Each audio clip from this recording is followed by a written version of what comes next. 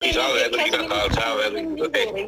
ਵਾਹਿਗੁਰੂ ਜੀ ਕਾ ਖਾਲਸਾ ਵਾਹਿਗੁਰੂ ਜੀ ਕੀ ਫਤਿਹ। ਸਾਰੀ ਸੰਗਤ ਨੂੰ ਵਨ ਟਾਈਮ ਵਾਹਿਗੁਰੂ ਜੀ ਕਾ ਖਾਲਸਾ ਵਾਹਿਗੁਰੂ ਜੀ ਕੀ ਫਤਿਹ। ਆ ਦੇਖੋ बेटा ये ना ਵਾਹਿਗੁਰੂ ਜੀ ਕਾ ਖਾਲਸਾ ਵਾਹਿਗੁਰੂ ਜੀ ये पौड़ी ਜਿਹੜੀ ਹੈ ਨਾ ਇਹ ਡਿਸਪਲੇ ਕੀਤੀ ਹੋਈ ਹੈ। ਦੇਖੋ ਡਿਸਪਲੇ ਕਰਤੀ ਹੈ, ਦੇਖੋ ਤੁਸੀਂ ਦੇਖ ਸਕਦੇ ਹੋ ਸਕਰੀਨ ਦੇ ਉੱਤੇ। ਹਾਂਜੀ ਹਾਂਜੀ ਪੌੜੀ ਠੀਕ ਹੈ। ਮੈਂ ਮਹੱਲਾ ਪੜ੍ਹਦੀ ਸੀ, ਮੈਨੂੰ ਕੰਫਿਊਜ਼ਨ ਹੋ ਰਹੀ ਸੀ ਇਹ ਗੱਲ। ਇਹ ਪੌੜੀ ਹੈ, ਸਿਰਫ ਪੌੜੀ ਵਾਰ ਦੀ ਪੌੜੀ ਹੈ। ਹਾਂਜੀ ਠੀਕ ਓਕੇ ਧੰਨਵਾਦ, ਬਹੁਤ ਬਹੁਤ ਧੰਨਵਾਦ। ਇਹ ਕਿੰਨੇ ਅੰਕ ਤੇ 10 ਕੁਛ ਸੀਗੀ। ਮੈਂ 1 ਸੈਕਿੰਡ ਸ਼ੇਅਰ ਕਰ 10 1 ਸੈਕਿੰਡ ਮੈਂ ਦੱਸ ਦਿੰਦਾ ਤੁਹਾਨੂੰ। ਇਹ 1096 ਅੰਕ ਤੇ ਹੈ 1096। ਹਾਂਜੀ ਹਾਂਜੀ ਹਾਂਜੀ ਠੀਕ ਹੈ। ਬਹੁਤ ਧੰਨਵਾਦ ਵੀਰ ਜੀ, ਬਹੁਤ ਬਹੁਤ ਧੰਨਵਾਦ ਤੁਹਾਡਾ। ਹਾਂਜੀ ਹਾਂਜੀ ਨਿੱਜਰ ਸਾਹਿਬ ਜੀ ਵਿਚਾਰ ਸ਼ੁਰੂ ਕਰੋ ਜੀ। ਅੱਜ ਦੀ ਸਾਧ ਸੰਗਤ ਜੀ ਸਾਰੇ ਜਣੇ ਮਾਈਕ ਬੰਦ ਕਰ ਦਿਓ ਪਲੀਜ਼।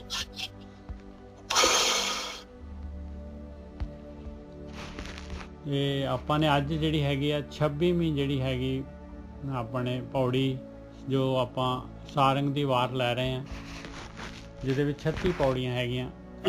26ਵੀਂ ਤੇ ਪਹੁੰਚੇ ਆ ਭਾਈ। ਔਰ ਇਸ ਤੋਂ ਪਹਿਲਾਂ ਥੋੜਾ ਜਿਹਾ ਲਿੰਕ ਕਰਨ ਦੇ ਵਾਸਤੇ ਮਹਾਰਾਜ ਨੇ ਪਿਛਲੀ ਜਿਹੜੀ ਪੌੜੀ ਹੈਗੀ ਉਹਦੇ ਵਿੱਚ ਮਹਾਰਾਜ ਨੇ ਦੱਸਿਆ ਸੀਗਾ ਬਈ ਜਿਹੜੇ ਨਾਮ ਨੂੰ ਸਲਾਉਂਦੇ ਆ, ਪਰਮੇਸ਼ਰ ਦੇ ਨਾਮ ਨੂੰ ਸਲਾਉਂਦੇ ਆ, ਜਿਹੜੇ ਧਿਆਨ ਸਿਮਰਨ ਕਰਦੇ ਆ, ਉਹ ਜਿਹੜੇ ਹੈਗੇ ਅਸਥਿਰ ਜਗ ਸੋਈ। ਨਾਮ ਸਲਾਹਨ ਨਾਮ ਮਨ ਅਸਥਿਰ ਜਗ ਸੋਈ। ਜਿਨ੍ਹਾਂ ਦੇ ਮਨ ਦੇ ਵਿੱਚ ਨਾਮ ਉਤਰ ਗਿਆ ਆ, ਹਿਰਦੇ 'ਚ ਨਾਮ ਆ ਗਿਆ, ਕਹਿੰਦੇ ਉਹ ਅਸਥਿਰ ਹੋ ਗਏ ਸੰਸਾਰ ਦੇ ਵਿੱਚ। ਉਹ ਜਨਮ ਮਰਨ ਦੇ ਗੇੜ 'ਚੋਂ ਮੁਕਤ ਹੋ ਗਏ। ਉਹਨਾਂ ਦੇ ਹਿਰਦੇ ਦੇ ਵਿੱਚ ਜਿਹੜਾ ਹੈਗਾ ਪਰਮਾਤਮਾ ਰਵ ਰਿਹਾ ਆ। ਉਹਨਾਂ ਦੇ ਚਿੱਤ ਜਿਹੜਾ ਹੈਗਾ ਪਰਮਾਤਮਾ ਦੇ ਵਿੱਚ, ਆਤਮਾ ਦੇ ਵਿੱਚ ਲੀਨ ਹੋ ਗਿਆ। ਹਿਰਦੇ ਹਰ ਹਰ ਚਿੱਤ ਵਿੱਚ ਦੂਜਾ ਨਹੀਂ, ਕੋਈ ਡੁਐਲਿਟੀ ਹੈ ਹੀ ਨਹੀਂ, ਦੂਸਰਾ ਕੁਛ ਨਹੀਂ ਹੈਗਾ ਉਹਨਾਂ ਦੇ ਅੰਦਰ। ਔਰ ਫਿਰ ਆ ਕਹਿੰਦੇ ਅੱਗੇ ਰੋਮ ਰੋਮ ਹਰ ਉਚਰੈ ਖਿਨ ਖਿਨ ਹਰ ਸੋਈ। ਕਹਿੰਦੇ ਉਹ ਤਾਂ ਰੋਮ ਰੋਮ ਪਰਮੇਸ਼ਰ ਦਾ ਨਾਮ, ਖਿਨ ਖਿਨ ਜਿਹੜਾ ਹੈਗਾ ਉਹਨਾਂ ਦੇ ਅੰਦਰੋਂ ਇੱਕ ਇੱਕ ਸੈੱਲ ਜਿਹੜਾ ਹੈਗਾ ਉਹਦੇ ਅੰਦਰੋਂ ਜਿਹੜਾ ਹੈਗਾ ਮਾਲਕ ਪਰਮਾਤਮਾ ਜਿਹੜਾ ਹੈਗਾ ਉਹ ਨਾਮ ਜਿਹੜਾ ਹੈਗਾ ਪ੍ਰਗਟ ਹੋ ਰਿਹਾ। ਉਹਨਾਂ ਦਾ ਜਨਮ ਤਾਂ ਸਫਲ ਹੋ ਗਿਆ, ਨਿਰਮਲ ਹੋ ਗਏ।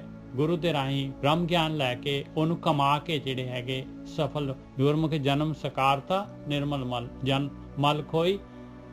ਕਿਉਂ ਕਿਸ ਤਰ੍ਹਾਂ ਨਾਨਕ ਜੀਵਦਾ ਪੁਰਖ ਤੇ ਆਇਆ ਅਮਰਾ ਪਦ ਹੋਈ। ਉਹਨਾਂ ਨੇ ਜਿਉਂਦਾ ਮਾਲਕ ਪਰਮਾਤਮਾ ਜਿਹੜਾ ਹੈਗਾ ਮਾਲਕ ਦੀ ਭਗਤੀ ਕੀਤੀ ਆ, ਔਰ ਇਸ ਕਰਕੇ ਉਹ ਜਿਉਂਦੇ ਪੁਰਖ ਦੇ ਵਿੱਚ ਜਿਹੜੇ ਹੈਗੇ ਲੀਨ ਹੋ ਗਏ।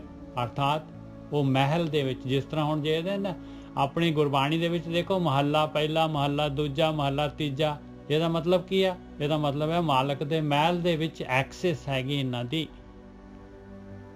ਉਹ ਅਮਰਾ ਪਦ ਹੋ ਗਈ, ਅਮਰ ਹੋ ਗਏ, ਉਹ ਜਨਮ ਮਰਨ ਦੇ ਗੇੜ ਚੋਂ ਮੁਕਤ ਹੋ ਗਏ। ਹੁਣ ਇਸ ਤੋਂ ਅੱਗੇ ਜਿਹੜਾ ਹੈਗਾ 26ਵੀਂ ਜਿਹੜੀ ਹੈਗੀ ਪੌੜੀ, ਉਹਦੇ ਵਿੱਚ ਆਪਾਂ ਨੂੰ ਮਹਾਰਾਜ ਕੀ ਸੇਧ ਦੇ ਰਹੇ ਆ। ਇਹਦੇ ਵਿੱਚ ਪਹਿਲਾ ਸ਼ਲੋਕ ਤੀਸਰੀ ਪਾਤਸ਼ਾਹੀ ਦਾ ਲਗਾਇਆ। ਸ਼ਲੋਕ ਮਹੱਲਾ ਤੀਜਾ, ਜਿਨੀ ਨਾਮ ਵਿਸਾਰਿਆ ਬਹੁ ਕਰਮ ਕਮਾਵੇਂ ਹੋਰ। ਇਸ ਤੋਂ ਬਿਲਕੁਲ ਉਲਟ ਕਹਿੰਦੇ ਜਿਹੜੇ ਨਹੀਂ ਹੁਣ ਧਿਆਨ ਸਿਮਰਨ ਕੀਤਾ, ਕਿਉਂਕਿ ਮਾਲਕ ਨੇ ਖੇਡ ਪਾਈ ਹੋਈ ਆ, ਮਾਲਕ ਨੇ ਜਿਹੜਾ ਹੈਗਾ ਆਪਾਂ ਨੂੰ ਦੁਨੀਆ 'ਚ ਭੇਜਿਆ ਆ, ਔਰ ਆਪਾਂ ਕਮਿਟਮੈਂਟ ਕਰਕੇ ਆਏ ਆ। ਜਿਹੜਾ ਵੀ ਇਨਸਾਨ ਦੀ ਜੂਨ ਦੇ ਵਿੱਚ ਆਉਂਦਾ ਆ ਉਹ ਮਾਲਕ ਦੇ ਨਾਲ ਕਮਿਟਮੈਂਟ ਕਰਕੇ ਆਉਂਦਾ ਹੈ ਵੀ ਮੈਂ ਜਿਹੜਾ ਹੈਗਾ ਹੁਣ ਜਿੱਥੋਂ ਮੈਨੂੰ ਭੇਜ ਰਿਹਾ ਆ, ਮੈਂ ਇਸ ਤੋਂ ਅੱਗੇ ਉੱਪਰ ਹੋ ਕੇ ਜਿਹੜਾ ਹੈਗਾ ਤੇਰੇ ਵੱਲ ਆਊਂਗਾ। ਮੈਂ ਇਹ ਜਨਮ ਮਰਨ ਦਾ ਜਿਹੜੀ ਤੂੰ ਖੇਡ ਪਾਈ ਹੋਈ ਆ, ਜਿਹੜਾ ਤੂੰ ਜੂਨਾਂ ਦੇ ਵਿੱਚ ਜਿਹੜਾ ਹੈਗਾ ਇਹ ਕਾਰਨ ਸ਼ੀਰ ਵੱਧਦਾ ਹੈ, ਸਾਰਾ ਕਾਮ ਕ੍ਰੋਧ ਲੋਭ ਮੋਹ ਹੰਕਾਰ ਪਾਏ ਹੋਏ ਆ। ਮੈਂ ਹੁਣ ਰਿੰਗ ਦੇ ਵਿੱਚ ਜਾ ਰਿਹਾ ਆ, ਇਹ ਤੂੰ ਧਰਤੀ ਤੇ ਜਾ ਰਿਹਾ ਆ, ਮੈਂ ਇਹਨੂੰ ਇਹ ਘੋਲ ਨੂੰ ਮੈਂ ਜਿੱਤ ਕੇ ਆਊਂਗਾ। ਇਹ ਕਮਿਟਮੈਂਟ ਕਰਕੇ ਤਾਂ ਆਪਾਂ ਨੂੰ ਮਨੁੱਖ ਸਰੀਰ ਮਿਲਦੀ ਆ। ਔਰ ਇਹੀ ਚੀਜ਼ ਜਿਹੜੀ ਹੈ ਧਰਮਰਾਜ ਨੇ ਪੁੱਛਣਾ ਹੈ। ਇਸੇ ਚੀਜ਼ ਨੂੰ ਧਰਮਰਾਜ ਨੇ ਜਿਹੜਾ ਹੈਗਾ ਆਪਣੇ ਕੋਲ ਇਹਦਾ ਜਵਾਬ ਲੈਣਾ ਹੈ। ਭਾਈ ਆ ਤੇਰੀ ਕਮਿਟਮੈਂਟ ਸੀਗੀ, ਕਿਉਂਕਿ ਹਾਲੇ ਆਪਾਂ ਨੂੰ ਯਾਦ ਨਹੀਂ ਆਉਂਦਾ ਵੀ ਆਪਾਂ ਕਮਿਟਮੈਂਟ ਕਰਕੇ ਆਏ ਆ। ਕਿਉਂਕਿ ਜਦ ਆਪਾਂ ਇੱਥੋਂ ਜਦ ਉਹ ਜਿਹੜੇ ਹੈਗੇ ਉਹਨਾਂ ਨੇ ਜਦ ਸੰਗੀ ਨੱਪੀ ਆਪਣੀ ਨਾ, ਜਦ ਸ਼ਾਹ ਅੱਗ ਦੇ ਉੱਤੇ ਦਬਾਅ ਪਾਇਆ, ਤੇ ਉਦੋਂ ਆਪਾਂ ਨੂੰ ਸਾਰਾ ਕੁਝ ਯਾਦ ਆ ਜਾਣਾ। ਉਦੋਂ ਅਗਲਾ ਪਿਛਲਾ ਸਭ ਯਾਦ ਆ ਜਾਣਾ ਵੀ ਕਿਉਂ ਆਏ ਆ ਆਪਾਂ ਨੇ, ਕਿਉਂ ਆਏ ਆ ਤੇ ਕੀ ਕੀਤਾ ਹੈ ਆਪਾਂ ਨੇ। ਇਸ ਕਰਕੇ ਭਾਈ ਇਸ ਤੋਂ ਪਹਿਲਾਂ ਕਿ ਆਪਣਾ ਜਿਹੜਾ ਹੈਗਾ ਬਲ ਫਿਊਜ਼ ਹੋ ਜਾਏ, ਆਪਣੇ ਸਵਾਸ ਜਿਹੜੇ ਹੈਗੇ ਖਤਮ ਹੋ ਜਾਣ, ਤੇ ਆਪਾਂ ਆਹ ਕੰਮ ਕਰ ਲਈਏ। क्योंकि धर्मराज ने पहली सट्टे ही पूछना है पाए वो बई दस तू जिहड़ा हैगा दुनिया दे विच कादे वास्ते भेजिया सीगा। अवर करतूत सगली जम डाने गोबिंद भजन बिन तिल नहीं माने। फिर देखो पहली पातशाही कह रही है कि नानक आखे रे मना सुनिए सिख सही लेखा रब मंगेसिया बैठा कड बही। कहते हे मेरे मन आ सुन ला सिख, ये गुरु दी मत सुन ला, ब्रह्म ज्ञान सुन ला। रब ने लेखा मंग लेना, बही कढ़ लेनी है तेरी, बई तू की करके आया भाई, आ तेरा हिसाब किताब हैगा। हुण इस जून दे विच तू जाण दे लायक हैगा और वो भी कंपीटीशन दे नाल मिलूगी। हाले तू इस तरह ही जिहड़ा प्रेत दी जून दे विच इस तरह ही बगैर शरीर दे रह ला, हाले थोड़ा टाइम जिहड़ा गुजार ला। जद उत्थे जिहड़ा हैगा स्लॉट खाली होगा तो तैनूं उत्थे मैं भेज दूंगा। श्लोक महला तीजा, जिन्ही नाम विसारिया बहु कर्म कमावे होर।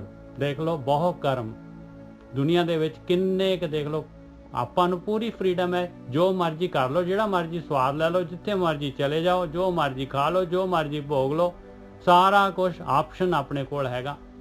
जिन्नी नाम विसारे, और नाम नूं जिन्हां ने कहंदे मालक कहंदा तू दुनिया जा रहा, मैं ये स्वाद रस का सारे जो कुछ भी दुनिया के पदार्थ है तेरे वास्ते ही, तेरे वास्ते तेरी यात्रा सुखैन करने वास्ते भेजे, ये दिते हुए सारे। तू इन्हां नूं यूज कर, मैं नहीं कहंदा ना यूज कर, इन्हां नूं यूज कर, पर जिहड़ा अपनी यात्रा दे वास्ते यूज कर। पर तू यात्रा ही बंद करती, पदार्थां नूं ही यात्रा समझ लिया, तो फिर कहंदे आ इत्थे जिहड़ा हैगा गड़बड़ हैगी पाई। देयर इज समथिंग मतलब टोटली जिहड़ा हैगा बहुत वड्डी जिहड़ी है इत्थे गड़बड़ हैगी, ओहदी गल कर रहे महाराज। जिन्ही नाम विसारिया बहु कर्म कमावे होर, नानक जमपुर बद्धे मारिए जो सन्नी उपर चोर। देख लो कहंदे इस तरह मारे जाते आ कि जिमें जिहड़ा हैगा बन के।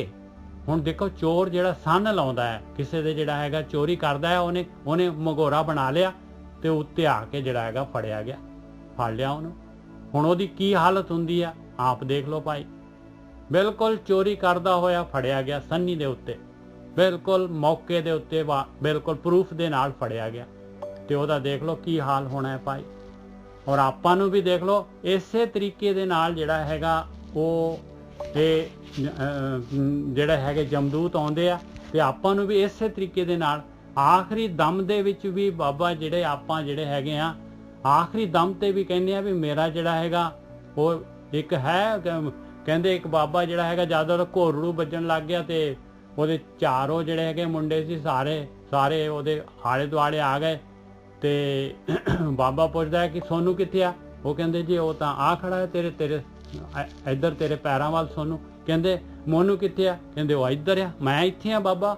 ਫਿਰ ਤੇਰਾ ਹੋਰ ਇੱਕ ਤੀਜੇ ਦਾ ਨਾਂ ਲਿਆ, ਉਹ ਕਿੱਥੇ ਆ? ਕਹਿੰਦੇ ਮੈਂ ਵੀ ਇੱਥੇ ਹੈਗਾ। ਤੇ ਚੌਥੇ ਦਾ ਨਾਂ ਲਿਆ, ਕਹਿੰਦੇ ਤੂੰ ਉਹ ਕਿੱਥੇ ਆ? ਕਹਿੰਦਾ ਤੇਰੇ ਸਰਾਣੇ ਤੇਰੇ ਪਿੱਛੇ ਖੜਾ। ਕਹਿੰਦਾ ਸੌਰਿਓ ਹੱਟੀ ਤੇ ਕੌਣ ਆ? ਫਿਰ ਜੇ ਸਾਰੇ ਹੀ ਇੱਥੇ ਆ ਤੇ ਹੱਟੀ ਤੇ ਕੌਣ ਹੈ? ਆਹ ਹਾਲਤ ਆ ਭਾਈ। ਇਸ ਤਰੀਕੇ ਦੇ ਨਾਲ ਇਹ ਸੰਨੀ ਦੇ ਉੱਤੇ ਜਿਹੜਾ ਹੈਗਾ ਐਵੇਂ ਫੜੇ ਜਾਂਦੇ ਆ ਆਪਾਂ। ਸ਼ਲੋਕ ਮਹਲਾ ਤੀਜਾ, ਜਿਨੀ ਨਾਮ ਵਿਸਾਰਿਆ ਬਹੁ ਕਰਮ ਕਮਾਵੇਂ ਹੋਰ, ਨਾਨਕ ਜਮਪੁਰ ਬੱਦੇ ਮਾਰੀਏ ਜੋ ਸੰਨੀ ਉੱਪਰ ਚੋਰ। ਇਹਦਾ ਆਪਾਂ ਨੂੰ ਜਿਹੜਾ ਹੈਗਾ ਹੈਗਾ ਇਹਦਾ ਲੇਖਾ ਦੇਣਾ ਪੈਂਦਾ ਹੈ। ਕਬੀਰ ਸਾਹਿਬ ਵੀ ਕਹਿੰਦੇ ਆ ਸੂਹੀ ਰਾਗ ਦੇ ਵਿੱਚ, ਕਹਿੰਦੇ ਅਮਲ ਸਿਰਾਨੋ ਲੇਖਾ ਦੇਣਾ, ਆਏ ਕਠਿਨ ਦੂਤ ਜਮ ਲੈਣਾ। ਇਹ ਜਿਹੜਾ ਹੈਗਾ ਜੇ ਕੱਢਣਾ ਕਿਸੇ ਨੇ 792 ਅੰਗ ਤੇ ਹੈਗਾ ਕਬੀਰ ਜੀ ਦਾ। ਕਹਿੰਦੇ ਅਮਲ ਸਿਰਾਨੋ ਲੇਖਾ ਦੇਣਾ। ਕਬੀਰ ਜੀ ਕਹਿੰਦੇ ਹੋ ਗਿਆ ਤੇਰਾ ਕੰਮ, ਅਮਲ ਤੇਰੇ ਖਤਮ ਹੋ ਗਏ। ਹੁਣ ਜਿਹੜਾ ਕਾਰਵਾਈ ਖਤਮ ਹੋ ਗਈ ਆ ਤੇਰੀ, ਹੁਣ ਤਾਂ ਲੇਖਾ ਦੇਣਾ ਬਾਕੀ ਰਹਿ ਗਿਆ। ਤੇਰੀ ਉਮਰ ਖਤਮ ਹੋ ਗਈ ਆ, ਦੁਨੀਆ ਤੋਂ ਤੈਨੂੰ ਲਿਜਾਣ ਦਾ ਸਮਾਂ ਆ ਗਿਆ। ਅਮਲ ਸਿਰਾਨੋ ਲੇਖਾ ਦੇਣਾ, ਆਏ ਕਠਿਨ ਦੂਤ ਜਮ ਲੈਣਾ। ਵੇ ਬੜੇ ਭਿਆਨਕ ਦੂਤ ਜਿਹੜੇ ਜੰਮਦੇ ਆ ਗਏ ਲੈਣ ਦੇ ਵਾਸਤੇ। ਫਿਰ ਕੀ ਕਹਿੰਦੇ ਆ ਉਹ? ਕਹਿੰਦੇ ਕਿਆ ਤੈਂ ਖੱਟਿਆ ਕਹਾਂ ਗਵਾਇਆ, ਚਲੋ ਸਿਤਾਬ ਦੀਵਾਨ ਨੇ ਬੁਲਾਇਆ। ਕਹਿੰਦੇ ਕੀ ਖੱਟੀ ਕਰਕੇ ਆਏ ਆ, ਕਿੱਥੇ ਗਵਾਇਆ ਹੈ ਤੂੰ? ਤੇਰੀ ਉਮਰ ਇੰਨੀ ਸੀਗੀ, ਇੰਨੇ ਸਵਾਸ 24,000 ਰੁਪਈਏ ਜਾਂ ਡਾਲਰ ਰੋਜ਼ ਮਾਲਕ ਦਿੰਦਾ ਹੈ ਆਪਾਂ ਨੂੰ, ਇੰਨੇ ਸਵਾਸ। ਉਹ ਕਹਿੰਦਾ ਕਿੱਥੇ ਕਿੱਥੇ ਲਾਇਆ? ਦੱਸਦੇ ਪਾਏ ਹਿਸਾਬ ਕਿਤਾਬ ਦੇ, ਇੰਨੇ ਤੈਨੂੰ ਪੈਸੇ ਮਿਲੇ ਸੀ, ਰੋਜ਼ ਮਿਲਦੇ ਸੀਗੇ, ਉਹ ਕਿੱਥੇ ਕਿੱਥੇ ਯੂਜ਼ ਕੀਤੇ ਆ ਤੂੰ? ਕਿਆ ਤੈਂ ਖੱਟਿਆ ਕਹਾਂ ਗਵਾਇਆ, ਖੱਟੀ ਦੱਸ ਦੇ ਤੇ ਗਵਾਇਆ ਕਿੱਥੇ ਆ ਦੱਸ ਦੇ। ਉੱਥੇ ਤਾਂ ਬੰਦਾ ਐਵੇਂ ਝਾਕਦਾ ਹੈ ਬਸ, ਕਹਿੰਦਾ ਸਾਰੇ ਗਵਾ ਤੇ, ਖੱਟੀ ਤਾਂ ਕੁਛ ਕੀਤੀ ਨਹੀਂ ਹੈ। ਕਿਆ ਤੈਂ ਖੱਟਿਆ ਕਹਾਂ ਗਵਾਇਆ, ਚਲੋ ਸਿਤਾਬ ਦੀਵਾਨ ਨੇ ਬੁਲਾਇਆ। ਸਿਤਾਬ ਦਾ ਮਤਲਬ ਹੈ ਕਹਿੰਦੇ ਕੁਇਕ ਐਜ਼ ਇਟ ਇਜ਼, ਤੁਰ ਪਾ ਬਸ।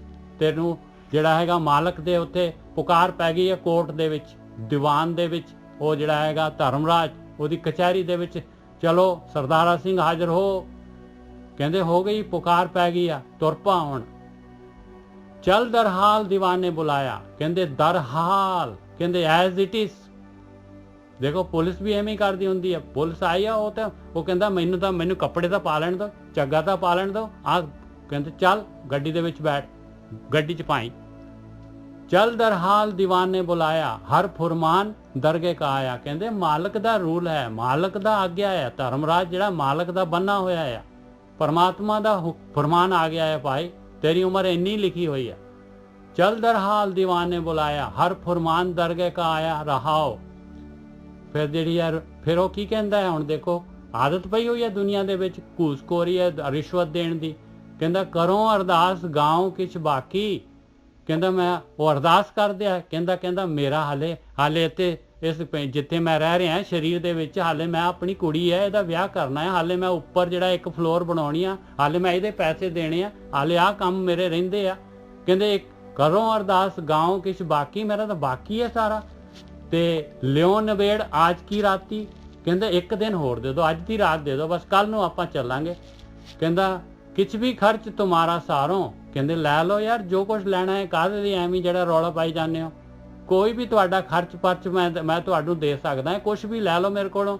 ਕਿਛ ਵੀ ਖਰਚ ਤੁਮਾਰਾ ਸਾਰੋਂ, ਸੁਬਹ ਨਿਵਾਜ ਸਰਾਏ ਗੁਜ਼ਾਰੋਂ।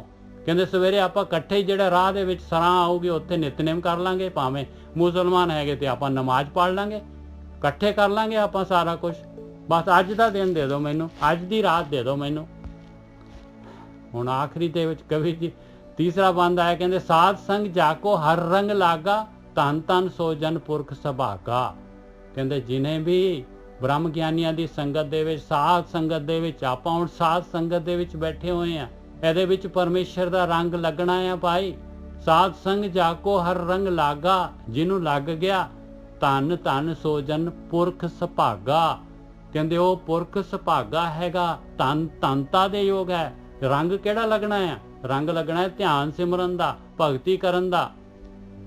ਸਾਧ ਸੰਗ ਜਾਕੋ ਹਰ ਰੰਗ ਲਾਗਾ, ਧੰਨ ਧੰਨ ਸੋ ਜਨ ਪੁਰਖ ਸੁਭਾਗਾ। ਈਤ ਊਤ ਜਨ ਸਦਾ ਸੁਹੇਲੇ, ਜਨਮ ਪਦਾਰਥ ਜੀਤ ਅਮੋਲੇ। ਉਹ ਫਿਰ ਰਾਜ ਜੋ ਕਮਾਉਂਦਾ ਹੈ ਇੱਥੇ ਵੀ ਤੇ ਅੱਗੇ ਵੀ ਉੱਥੇ ਵੀ, ਦੋਨੋਂ ਜਗ੍ਹਾ ਤੇ ਸੌਖਾ ਹੋ ਜਾਂਦਾ ਹੈ।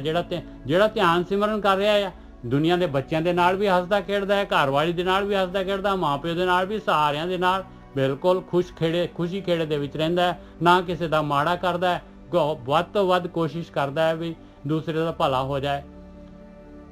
ਧੰਨ ਧੰਨ ਸੋ ਜਨ ਪੁਰਖ ਸੁਭਾਗਾ, ਸਾਧ ਸੰਗ ਜਾਕੋ ਹਰ ਰੰਗ ਲਾਗਾ, ਧੰਨ ਧੰਨ ਸੋ ਜਨ ਪੁਰਖ ਸੁਭਾਗਾ। ਈਤ ਊਤ ਜਨ ਸਦਾ ਸੁਹੇਲੇ, ਜਨਮ ਪਦਾਰਥ ਜੀਤ ਅਮੋਲੇ। ਉਹਨੇ ਤਾਂ ਜਨਮ ਪਦਾਰਥ ਜਿੱਤ ਲਿਆ ਭਾਈ, ਅਮੋਲਕ, ਇੰਨਾ ਅਮੋਲਕ ਜਨਮ ਪਦਾਰਥ ਮਨੁੱਖੀ ਜੂਨ ਮਿਲੀ ਸੀ, ਸਭ ਤੋਂ ਸਿਖਰਲਾ ਡੰਡਾ ਸੀਗਾ, ਜਿੱਤ ਗਿਆ ਭਾਈ। ਤੇ ਬਾਕੀ ਜਿਹੜੇ ਦੂਜੇ ਸੀਗੇ ਉਹਨਾਂ ਦਾ ਕੀ ਬਣਿਆ? ਕਹਿੰਦੇ ਜਾਗਤ ਸੋਇਆ ਜਨਮ ਗਵਾਇਆ। ਕਹਿੰਦੇ ਉਹ ਤਾਂ ਜਾਗਦਾ ਹੋਇਆ ਹੀ ਸੁੱਤਾ ਹੋਇਆ ਸੀਗਾ, ਆਪਣੇ ਆਪ ਨੂੰ ਕਹਿੰਦਾ ਜੀ ਮੈਂ ਤਾਂ ਜਾਗ ਰਿਹਾ, ਮੇਰੀਆਂ ਅੱਖਾਂ ਸਾਰਾ ਕੁਝ ਦੇਖ ਰਿਹਾ, ਪਰ ਉਹ ਜਿਹੜਾ ਰੱਬ ਵਾਲੇ ਪਾਸੇ, ਆਤਮਿਕ ਧਿਆਨ ਸਿਮਰਨ ਵਾਲੇ ਪਾਸੇ ਸੁੱਤਾ ਹੋਇਆ ਸੀ। ਜਿਹੜਾ ਕੰਮ ਕਰਨਾ ਸੀ ਉਸ ਪਾਸੇ ਉਹ ਸੁੱਤਾ ਹੋਇਆ ਸੀਗਾ। ਜਾਗਤ ਸੋਇਆ ਜਨਮ ਗਵਾਇਆ। ਉਹਨੇ ਮਨੁੱਖਾ ਜੂਨ ਖੋ ਦਿੱਤੀ, ਕੌਡੀ ਦੇ ਬਦਲੇ ਖੋ ਦਿੱਤੀ।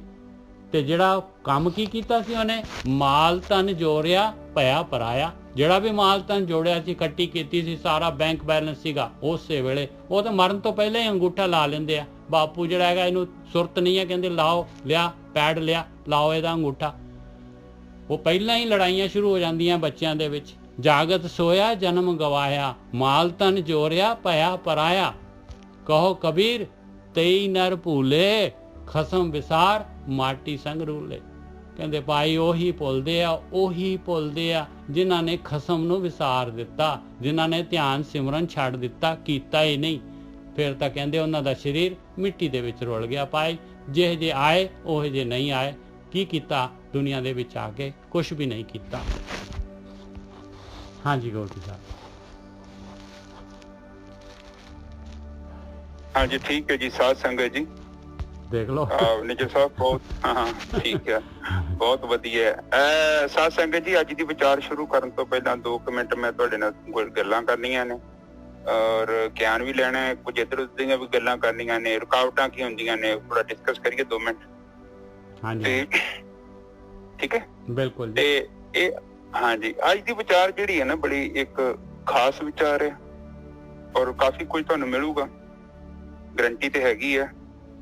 ਔਰ ਇਹਦੇ ਵਿੱਚ ਏਦਾਂ ਹੁੰਦਾ ਵਾ ਕਿ ਬੇਸਿਕਲੀ ਮੈਂ ਪਤਾ ਕੀ ਕਹਿਣਾ ਚਾਹੁੰਦਾ ਵਾ, ਇੱਕ ਤੇ ਜਦੋਂ ਤੁਸੀਂ ਸੁਣਦੇ ਜੋ ਨਾ ਤੁਸੀਂ ਆਪਣੀ ਸੁਰਤੀ ਵਿੱਚ ਗੱਡ ਦੇਣੀ ਹੈ। ਜੋ ਨਿੱਜਰ ਸਾਹਿਬ ਕਹਿ ਰਹੇ ਆ ਜਾਂ ਜੋ ਮੈਂ ਕਹਿ ਰਿਹਾ ਵਾ, ਟਾਈਮ ਬੀਇੰਗ ਤੁਸੀਂ ਜਿਹੜਾ ਪਿੱਛੇ ਲੰਘ ਗਿਆ ਨਾ ਅੱਖਰ ਉਹਨੂੰ ਛੱਡ ਦੇਣਾ, ਪਿੱਛੇ ਨਹੀਂ ਜਾਣਾ, ਵਰਤਮਾਨ ਧਾਰਾ ਨੂੰ ਫੜਨਾ ਵਾ, ਜੋ ਅਸੀਂ ਬੋਲ ਰਹੇ ਹਾਂ ਉਹਨੂੰ ਫੜਨਾ ਬਸ। ਬਾਅਦ ਚ ਸੁਣ ਕੇ ਉਹ ਬਾਣੀ ਚ ਫਿਰ ਤੁਸੀਂ ਕਰ ਲਿਓ ਕਿ ਉਹ ਤਰਕ ਵਿਤਰਕ ਬਾਅਦ ਚ ਕਰ ਲਿਓ ਕਿ ਕੀ ਕਹਿੰਦੀ ਆ ਬਾਣੀ ਜਾਂ ਇਹ ਕੀ ਕਹਿ ਰਹੇ ਨੇ, ਉਹ ਇੱਕ ਬਾਅਦ ਦੀ ਗੱਲ ਆ।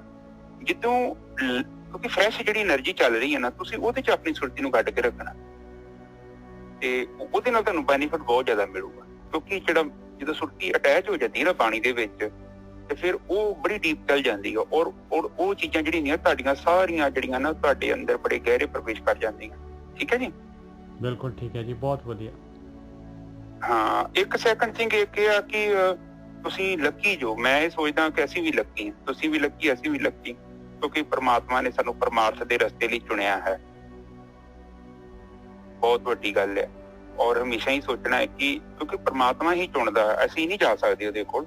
ਔਰ ਜਦੋਂ ਇਸ ਰਸਤੇ ਤੇ ਤੋਰਦਾ ਹੈ ਪ੍ਰਮਾਤਮਾ ਤੇ ਇਹ ਪ੍ਰਮਾਤਮਾ ਦੀ ਮਰਜ਼ੀ ਹੁੰਦੀ ਹੈ ਔਰ ਉਹ ਸਮਝ ਲਓ ਕਿ ਆਪ ਹੀ ਇਹ ਸਾਰਾ ਕੁਝ ਚਲਾ ਰਿਹਾ, ਨਾ ਤੇ ਅਸੀਂ ਹਾਂ ਨਾ ਹਾਂ ਤੁਸੀਂ।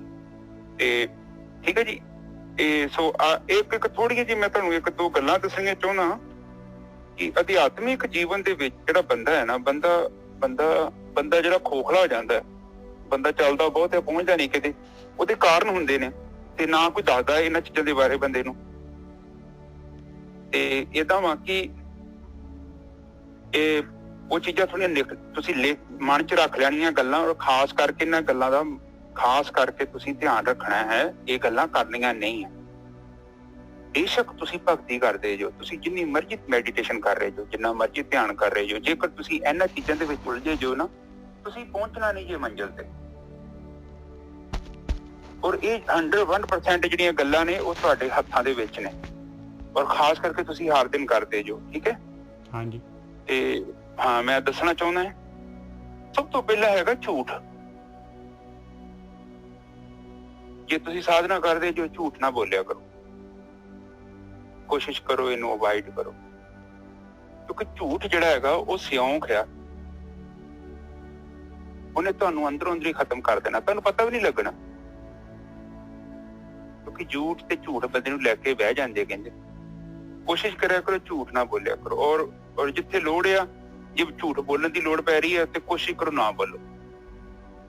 ਠੀਕ ਹੈ, ਇਹ ਪੁਆਇੰਟ ਬਹੁਤ ਇੰਪੋਰਟੈਂਟ ਜੇ, ਕਿਉਂਕਿ ਸੱਚ ਦੇ ਮਾਰਗ ਤੇ ਜਦੋਂ ਬੰਦਾ ਕੋਈ ਝੂਠ ਬੋਲਦਾ ਹੈ ਕਿਉਂਕਿ ਪਤਾ ਨਹੀਂ ਹੈ ਮੈਂ ਬੋਲ ਦਿੱਤਾ, ਕਿਉਂ ਬੋਲ ਦਿੱਤਾ। ਔਰ ਇੱਕ ਮੈਂ ਚੀਜ਼ ਮੈਂ ਨੋਟਿਸ ਕੀਤੀ, ਮੇਰੇ ਫਰੈਂਡ ਵੀ ਹੈਗੇ ਨੇ 2-4, ਉਹਨਾਂ 'ਚ 1-2 ਮੁੰਡੇ ਨੂੰ ਆਦਤ ਹੈਗੀ ਆ, ਉਹ ਪਤਾ ਨਹੀਂ ਬਿਨਾਂ ਮਤਲਬ ਤੋਂ ਹੀ ਝੂਠ ਮਾਰ ਦਿੰਦੇ। ਮੈਂ ਲਾ ਕੇ ਬੈਠਾ, ਮੈਨੂੰ ਪਤਾ ਝੂਠ ਬੋਲ ਰਿਹਾ, ਪਰ ਇਹ ਇੱਕ ਮੈਂ ਮਹਿਸੂਸ ਕਰਦਾ ਕਿ ਕਾਈਂਡ ਆਫ ਇਹ ਬੰਦਾ ਅਨਕੌਂਸ਼ੀਅਸ, ਅਚੇਤਨ ਤੌਰ ਤੇ ਬੰਦਾ ਜਿਹੜਾ ਨਾ ਉਹ ਏਦਾਂ ਕਰਦਾ ਹੈ। ਤੇ ਤੁਸੀਂ ਇਸ ਚੀਜ਼ ਤੋਂ ਆਪਣੇ ਆਪ ਨੂੰ ਦੂਰ ਰੱਖਣਾ ਹੈ।